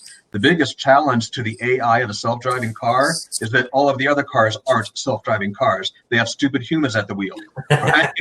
And so you have to compensate for that. If every other car out there was a self-driving car and obeyed the same rules that the self-driving car had to obey, we'd all be having self-driving cars now. I mean, the technology isn't that difficult except for the variables, and the humans are the variables. So where's the problem? If we get rid of the humans, I, for one, will welcome our robot overlord. I'm still waiting for they can take my brain and put. But anyway, yeah. So, but to the point of it, yet there's people, and I'm not going to say us, but I'm going to say in just generalization, that will take the data and begin to try to find ways to use it to be better at what we do. Yeah. If I'm looking for hamburgers at 7 p.m. and I'm on this platform and that information is being tracked, then ironically, as a marketer, I would like to maybe nudge you at 7 o'clock tomorrow that I have a hamburger special, because I now have that data. If every time you stay with me, I always order hamburgers, guess what's going to be the feature of when I get told what the menus are? Hamburgers will be on top of that list. That's how we will take and ruin anything as marketers, by taking that and saying, how can we be, and with the legitimate intent of trying to improve the fact that, hey, you like this stuff, why am I going to clutter your day with anything that you're not interested in? But maybe since last time I stayed with you, I now have to eat salads, and I need to know about that first, and I don't need to be tempted with hamburgers. What's the malice in that? So the Internet of Things, as you said, about knowing where that my thermostat goes down at home, because that's when I'm home, to know that that's usually a time that I can get and put targeting in front of you because I know you're home now. So if you go online, I can be a little bit different about how I offer stuff. But I think also out of our current circumstances, whether it stays with us going forward for any length of time, is that we have fragmented our travel criteria a lot. We are now looking at single unit places like Airbnbs differently than we did before. We're looking at durations of stay. I can absolutely know for a certainty, I believe it in my heart of hearts, that next year, should we have treatable ways of handling what's going on and antivirus stuff and everything else like this, there's going to be an explosion of trips that we always said we should have taken but never took, because gosh knows we never know when we will be limited from that again. And so there's going to be a lot of aspirational, long duration, I wouldn't say exotic because that's not really the word, but those trips, not the I'm driving a mile away or I'm just going to go see, what, but those trips that said in my life, I wanted that. And for those who will be back financially able to do that, I think there's going to be a huge burst of that and to be prepared for that. And I believe that we should be talking about that now to make people feel better from the post-slow depression that some people go through, to have that as a forward-looking goal. That's a marketing thing, but that's also being a good human, saying we can provide that right now. We can talk about how cool will it be when you get to do this with us, when you feel comfortable enough to travel. And in the meanwhile, we talk about those engagements. Yeah, not only will now that I'm working from home or working from anywhere, I can go to Costa Rica for 2 months and learn Spanish and work for my few hours a day, and then be in that environment that I always wanted to really ensconce myself in. And you know what, I escaped to Maine and then Connecticut from Manhattan for a while after the crisis began. And now because we had the power outage from the storm, I had to escape back to New York. And I am loving being a visitor to New York. I'm loving being a tourist in New York with all the beautiful outdoor restaurant experiences that there are. That's definitely a new market segment, is ex-urbanites who now, because they're going to work from home, so they're getting a house in the suburbs, far away, but they are going to always crave that city experience. And we're going to enjoy it all the more when we're here for a week or two as a visitor. And then why should I limit myself to New York? I can do it from London. I'm still trying to convince my wife to take up the 12-month work visa in Barbados. I'm hoping we can get out there, but yeah, apparently something to do with the kids and schooling. I shut off listening then, but it was. I think Ben would miss you too much if you weren't somewhere around the block. Somehow. You know what, Lauren? I'd probably be okay. Off the top of my head, Barbados might not be far enough away, buddy. Might be quite long. Could you not go 6 or maybe 12 hours away? Probably someplace with not much internet or. Belize is a nice place. Never be without internet. That's unacceptable. I think Ben would probably want me to go somewhere where there wasn't so much oxygen, like the moon. The guy we were talking about with the rocket earlier on. Is that why I saw Tristan's name in the volunteers for the one-way trip to Mars from a few years ago? I always submitted it, mate. He doesn't know yet, but he's going to get black bagged one day by his find himself on the way to Mars. But it is. Another stag do, yeah? Oh no, wait. But it is. There are variations to the desire for travel, I think, that we don't even recognize yet because they haven't had the chance to come to a fruition point. There's a lot of variations to people's perspective of travel. I was on a quarantini call with people in British Columbia. And, how you rotate around who runs the quarantini. If you're not familiar with the quarantinis, are basically Zoom gatherings of people with a common interest for whatever reason. And then somebody turns into the host of that particular episode and they give a topic or they give, you play a game or something like this. Well, the topic that they brought was tell the group the 2 places that you enjoyed the most visiting when you traveled. And at the end of it, all of us are sitting there going, God, I miss travel. I mean, because I didn't really think about it because it's not something I can think about right now. I can't travel. I have no interest in doing that right now for safety and security. But by the end of that call, as we're going through, and I'm going back, I'm like, man, I remember when I was in Melbourne, Australia, and we're, all of a sudden it's like you miss it. It's an emotion, you miss it. And so I think from what we can do now, where we're trying to talk about how to sell a room now or how to sell a room 2 weeks from now or whatever, there's that business level, but I think there's on the horizon more opportunity to begin to engage people with technologies like we talked about, and more even of just things of like when it comes time. Yeah. These are the things that we'd love to tell you about and open that dialogue up. Because really at this point, SEO for online is more about answering questions than it is about guessing what they want to hear about. I mean, you're chasing down what people are asking about more so than figuring out what it is that you think they're going to ask about, I guess is probably a better way of saying it. So it gives there's opportunity as always, but I think that's our long play opportunity, unless Ben or Tris want to disagree with me on that one. Then they are the SEO experts. I can't honestly disagree with anything that you're saying there. I think it's an interesting marketing tactic, even around paid. If you've got the right sort of resort destination and you're targeting a specific market sector there, you'd be saying, do you remember the beach? Target it to the whole of the UK, or rather, do you remember the sun? Yeah, I think for the long. Sorry, Ben. No, carry on. I think for the long game, yeah, SEO, a great idea, but you need to sort of, or what we are going to be advising, and we have a kickoff call with a Barbados property, is a mix of the long game and the short game. Like you need to, as Tristan mentioned, then maybe not as blunt as "Do you miss the beach?" but sort of stoking the fire, stoking the desire for travel again, because everybody, I don't think there's a country in the world that isn't sick to death of hearing about COVID. And I don't mean that with any kind of clumsy pun. I mean, nobody wants to hear about it anymore. In the UK, we're whack-a-mole lockdowns. They've just told us now the city 25 miles away from me is now on a lockdown again. There's restrictions, like you can't go in and out of people's houses. No one wants to hear about this stuff anymore. Everybody wants to look to the magical year of 2021. And on the stroke of midnight, I think if people think, oh, this will be different this year. I hope it is, because I couldn't take another one of these. But we need to be stoking the kind of desire for travel before it's that last-minute panic. And before we have, hotel consider cutting rates and going back to the old ways again. So, whilst, a long-term SEO, the problem you've got, things like, I feel like I've got a rant here, so tell me to shut up, guys. And another thing, hotels financially may not have the resources to invest that they used to have. So professionally written blogs and your destination marketing pieces, they're going to be lower down the line for people who are kind of lower down the line for hotels who have limited budgets and can't yet. I mean, if you still got a GM manning the front desk and cleaning rooms, and I rock up on a sales call and go, hey, buddy, can I sell your destination for you? Would you like 200-word blogs every month? I think he's going to laugh me out of the office. He's going to hang up straight away because they just don't have the cash for that.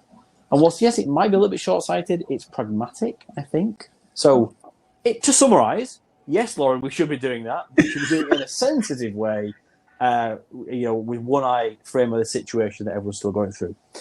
Be good to yourselves and each other. I was going to dig up that. I pulled up a tool that I've been using recently that just came out. I don't think it just came out in the market, but it's one that I've just started using. It's called Phrase, Frase.io. And the cool part of it is you can go in and it'll pull out, you ask a question, and it'll pull all the data related to that question to see if people are actually asking that question. So, and then you can snip out the content and start creating your own content that you want to put into your own site for it. So it actually does all that long-handed search query stuff of what are people, and then that also has a thing you put on your website that as people ask questions, it'll go dig the answers up and generate dynamic pages for you so that it actually keeps an FAQ rolling for you the whole time. So it actually helps you build to what you're saying. It's not about the blogs. Nobody wants to read a 500-word blog anymore. Nobody wants to, and even for those that have the propensity of doing videos and images, there still has to be some answer to the question I want to know about. And then if you can become that resource, then you turn it into the answer box. And that's kind of where I began just starting building content that I'm parking on pages. I'm just literally parking on pages, but it's getting indexed for me now. And now Google's pulling my stuff out of my pages to answer these questions. And so, to your point, that to me is a long play. I can't answer what to do next weekend in XYZ city. I mean, I can, but it's going to be a temporary answer. But this is the long play stuff of events and things. Oh, hey, Melissa, Phrase, FRASE.io. Here, I'll put the link in real quick. But it's a cool tool. I mean, I'm playing with it now. And it's not like you to like a shiny new tool, Lauren, right? Or a new a piece of technology. No, it's not like you. No, not at all. I'm not like the favorite child of AppSumo and pick up everything that walks off the door. But that's where I picked it up from. It's just I picked up 2 codes for it, which gives me unlimited document build on it. And it's another piece to the puzzle, another tool in the toolkit stuff of content building. That's what it really boils down to. Because it'll also do an optimization. It'll do your linkage optimization, your schema optimization. It'll pull all that stuff together. So whenever you pull in for content, it actually optimizes. It will give you an optimization score, a relevancy score, and then it even puts the hyperlinks in for what you cut over for, and you build up nice content based on categories of interest. So, and how do we get on the affiliate scheme that you're on for reselling this? That's weird. I ain't making anything off of that. I came across it and I started using it, and it was like, wow, this is really cool. Because I'm sorry, for anybody that does SEO, research and digging out relevancy and content and optimization is a drudge. Just it's a long freaking road to hoe thing, because it's just there's no way around it. It's just time consuming. Dig in and just do what you have to do until you get enough of what you're wanting to look for. And this is just one of those nice little shortcut things, I think. Yeah, it saves you handing that job over to the junior on the team. Is that what Ben does? Hey, Tris, I need a little optimization here. Yeah. So I've got a great job for you, Trish. You're going to love it. Yeah. I'm sending you to Barbados. It's going to be a career development. Okay, Ben. Yeah, no problem. Yeah, I'll spend the next week writing a report. No problem. And that's the thing, because it is a bottomless pit when you do this stuff. It's not as if you completely find everything you need to find and use it. There's always when do you stop? When do you have enough that you actually stop and say, I got enough of this to do this? That's the thing. That's why I like this, because it kind of takes some of that automation aspect out and say, hey, it'll keep chugging along as you keep putting it out. So I haven't put it on my website. I put it on a client's website because the account only can do one website with this tool at a time. And I thought it would be really interesting to put it actually on a destination hotel and see what does it pull up for Q&A. What questions are people asking the hotel about, and what answers is it giving, and then how is it indexing that information? So I thought it would be much more interesting than people looking forward. I know hospitality marketing is a riveting, highly searched dialogue. Especially now, it's a hot potato. It's a hot potato, yeah. So I mean, I forego the multi-million, Nobody has any budget whatsoever, so this is all really relevant, cutting-edge stuff. Well done, guys. Well, when you have no budget, you need to be scrappy, and you need to plant seeds, as small as they are, and one by one, brick by brick, it's going to grow. Oh, absolutely. It will come back. Like Laura was saying before, you miss traveling. You're not alone in that one. There'll be millions of other people who are in exactly the same. And we're also seeing it now. There are people who are traveling. In fact, even in the UK, there are people who are traveling abroad right now. Mm-hmm. People who are going to Spain. And I know their COVID cases are on the rise, but hey, that's the place that the Brits go to go and get, sunburn. I think that the Brits are the most bold, determined travelers. They will not be stopped. I think the word is stupid and naive, but yeah, let's go with it. Hey, who else wears a Speedo when nobody else will? I'm just saying, you guys, you will walk the talk. Yeah. That's it. I don't need no stinking sun cream. No. I'm only here for 2 weeks. That's right. Yeah. Pirates on the coast, hijacking near and far. No worries. No worries at all. See, I know how to handle myself. Yeah, no problem. I should have said the Union Jack Speedo. That'd be more of a visual. Yeah. Tattoo of a bulldog. Yeah, that's the one. Well, we are at about 2 hours for all of this. Adele, I can't thank you enough for having David come join us. It was wonderful to have him in there. Thank you. Hopefully he'll want to come back and hang out with us again for that. And just so everyone knows, unfortunately, Ed called me a little bit before the show. One of his team members went into hospice today. Yeah. Oh dear. So, so he apologized for not making it to the show, but for all the reasons, I mean, anyway, just it's sad. It's not mine to say who it is, but it's been a long battle that they've been fighting, and it's unfortunate that it's come to this. But our thoughts and prayers for them in that sense. Absolutely. Because that is never where anybody wants to be. But and then Stuart, of course, weaned out on us. Something about being busy with a client. I don't know. Whatever excuse he had today, he was just. You know what it was? He probably saw Ben's picture on the screen. We're all busy, Stuart. We're all busy. Yeah, just said, you know what? I can't do it today. And he probably they got many hotels open in Tasmania right now. You'd think he wouldn't be that busy, but I guess Tasmania is it's so. They have a really good museum, I heard, that everybody wants to go to. There it is. But thank you for everyone else to join for it today.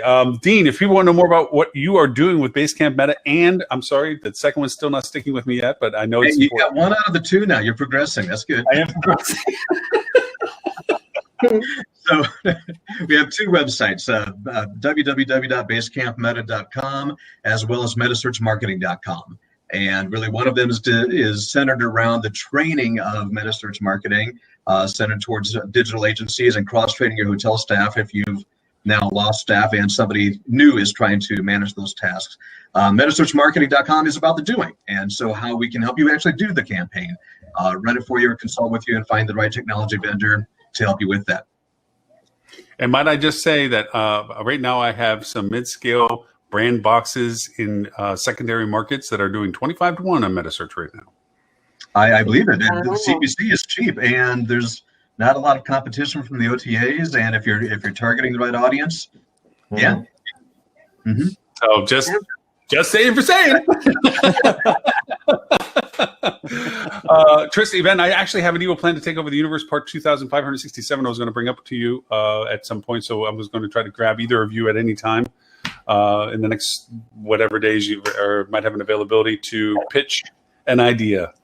Sounds like it will be crazy. And I need to catch up with you next week too, by the way. Let's do it.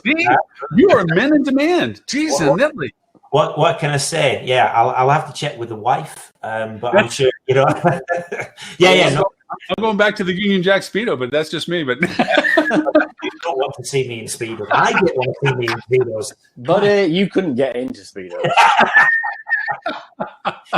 So Tristan, we'll hit you first, since you're the better looking one anyway, given today's lack of. But a little bit about 3 and 6. We're a hospitality digital marketing agency, specialize in technology-based solutions. So if you need anything at all, if it's website related, if it's marketing related, SEO, paid search, social media, we're your guys. We're based over the pond in the UK, but we're also heavily involved in the USA. Lots of clients over there, as well as team members scattered all around the globe. So if you need us, get in touch with us. My email address is tris.heaword, spelled very weirdly, at 3and6.agency. And obviously there's Ben as well. So Ben, if you want to jump in and catch up with anything I've missed. Yeah, if you actually want to get a response, email ben.hamley at 3and6.agency. One of us a bit busy trying to squeeze into a pair of Speedos. He was still. Wait, what's your slogan? What's your slogan? Digital without dishonesty. There it is. If you have had, the wool pulled over your eyes by anybody at the other agencies at all, we will not blind you with attribution. You will not get a look back window of 572 days. I promise you that. But yeah, as Tris said, probably best to get me on LinkedIn or Tris on LinkedIn at least because of the spelling of his name. Yeah, definitely. But yeah, it's been a really great couple of months for us so far. We'll be excited to announce some new clients, some very new high-profile clients very shortly. Nice. I have learned a new function of this platform, which is I can now put lower third banners in. So I am going to add everybody's ones in. So as I ask you again, I can put the link on the bottom and be like super cool, professional looking, like, and there's the link. So just so you know, I figured that out on my own. Wow. I don't read instructions, just it well, you're not allowed to. it's a definitely rule. Instructions, you don't need those thinking instructions. I was for directions as well, but obviously that was before we had Google Maps. Yeah, that's right. Yeah. And Adele with Aspire reputation. Aspire reputation. I'm going to get all these right eventually. A little bit about what you're doing and where to find you.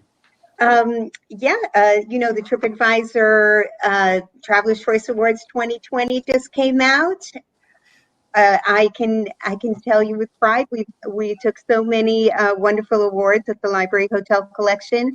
If you're wondering why your great team is not on that list and you want to really work to improve your guest satisfaction scores, we have a wonderful system. It works every time. I have not seen it fail, and I'd be happy to work with you week by week and show you how to apply those tips and secrets to your particular hotel.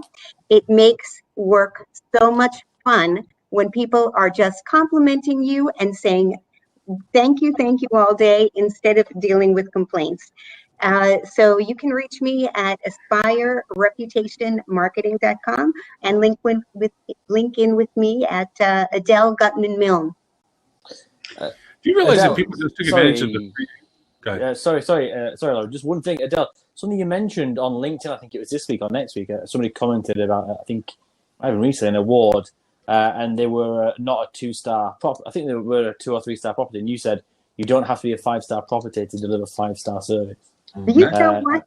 My husband went to the coffee kiosk. You know those little coffee kiosks in New York City with the guy in the little booth? He says he got such 5-star hospitality and thanked him and appreciated his business and gave him lots of sparkling sunshine.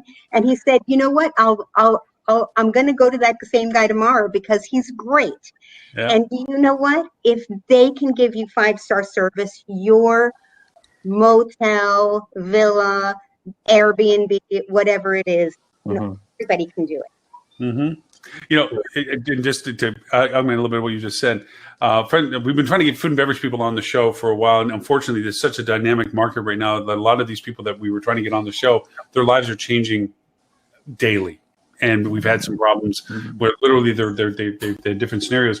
One in particular, he just opened up a small little pizza shop in Chicago, and this is a Michelin star chef that had 2 Michelin rated restaurants that he closed down due to the loss of business, but translated all of what his success was into this little dinky pizza place. Kid you not.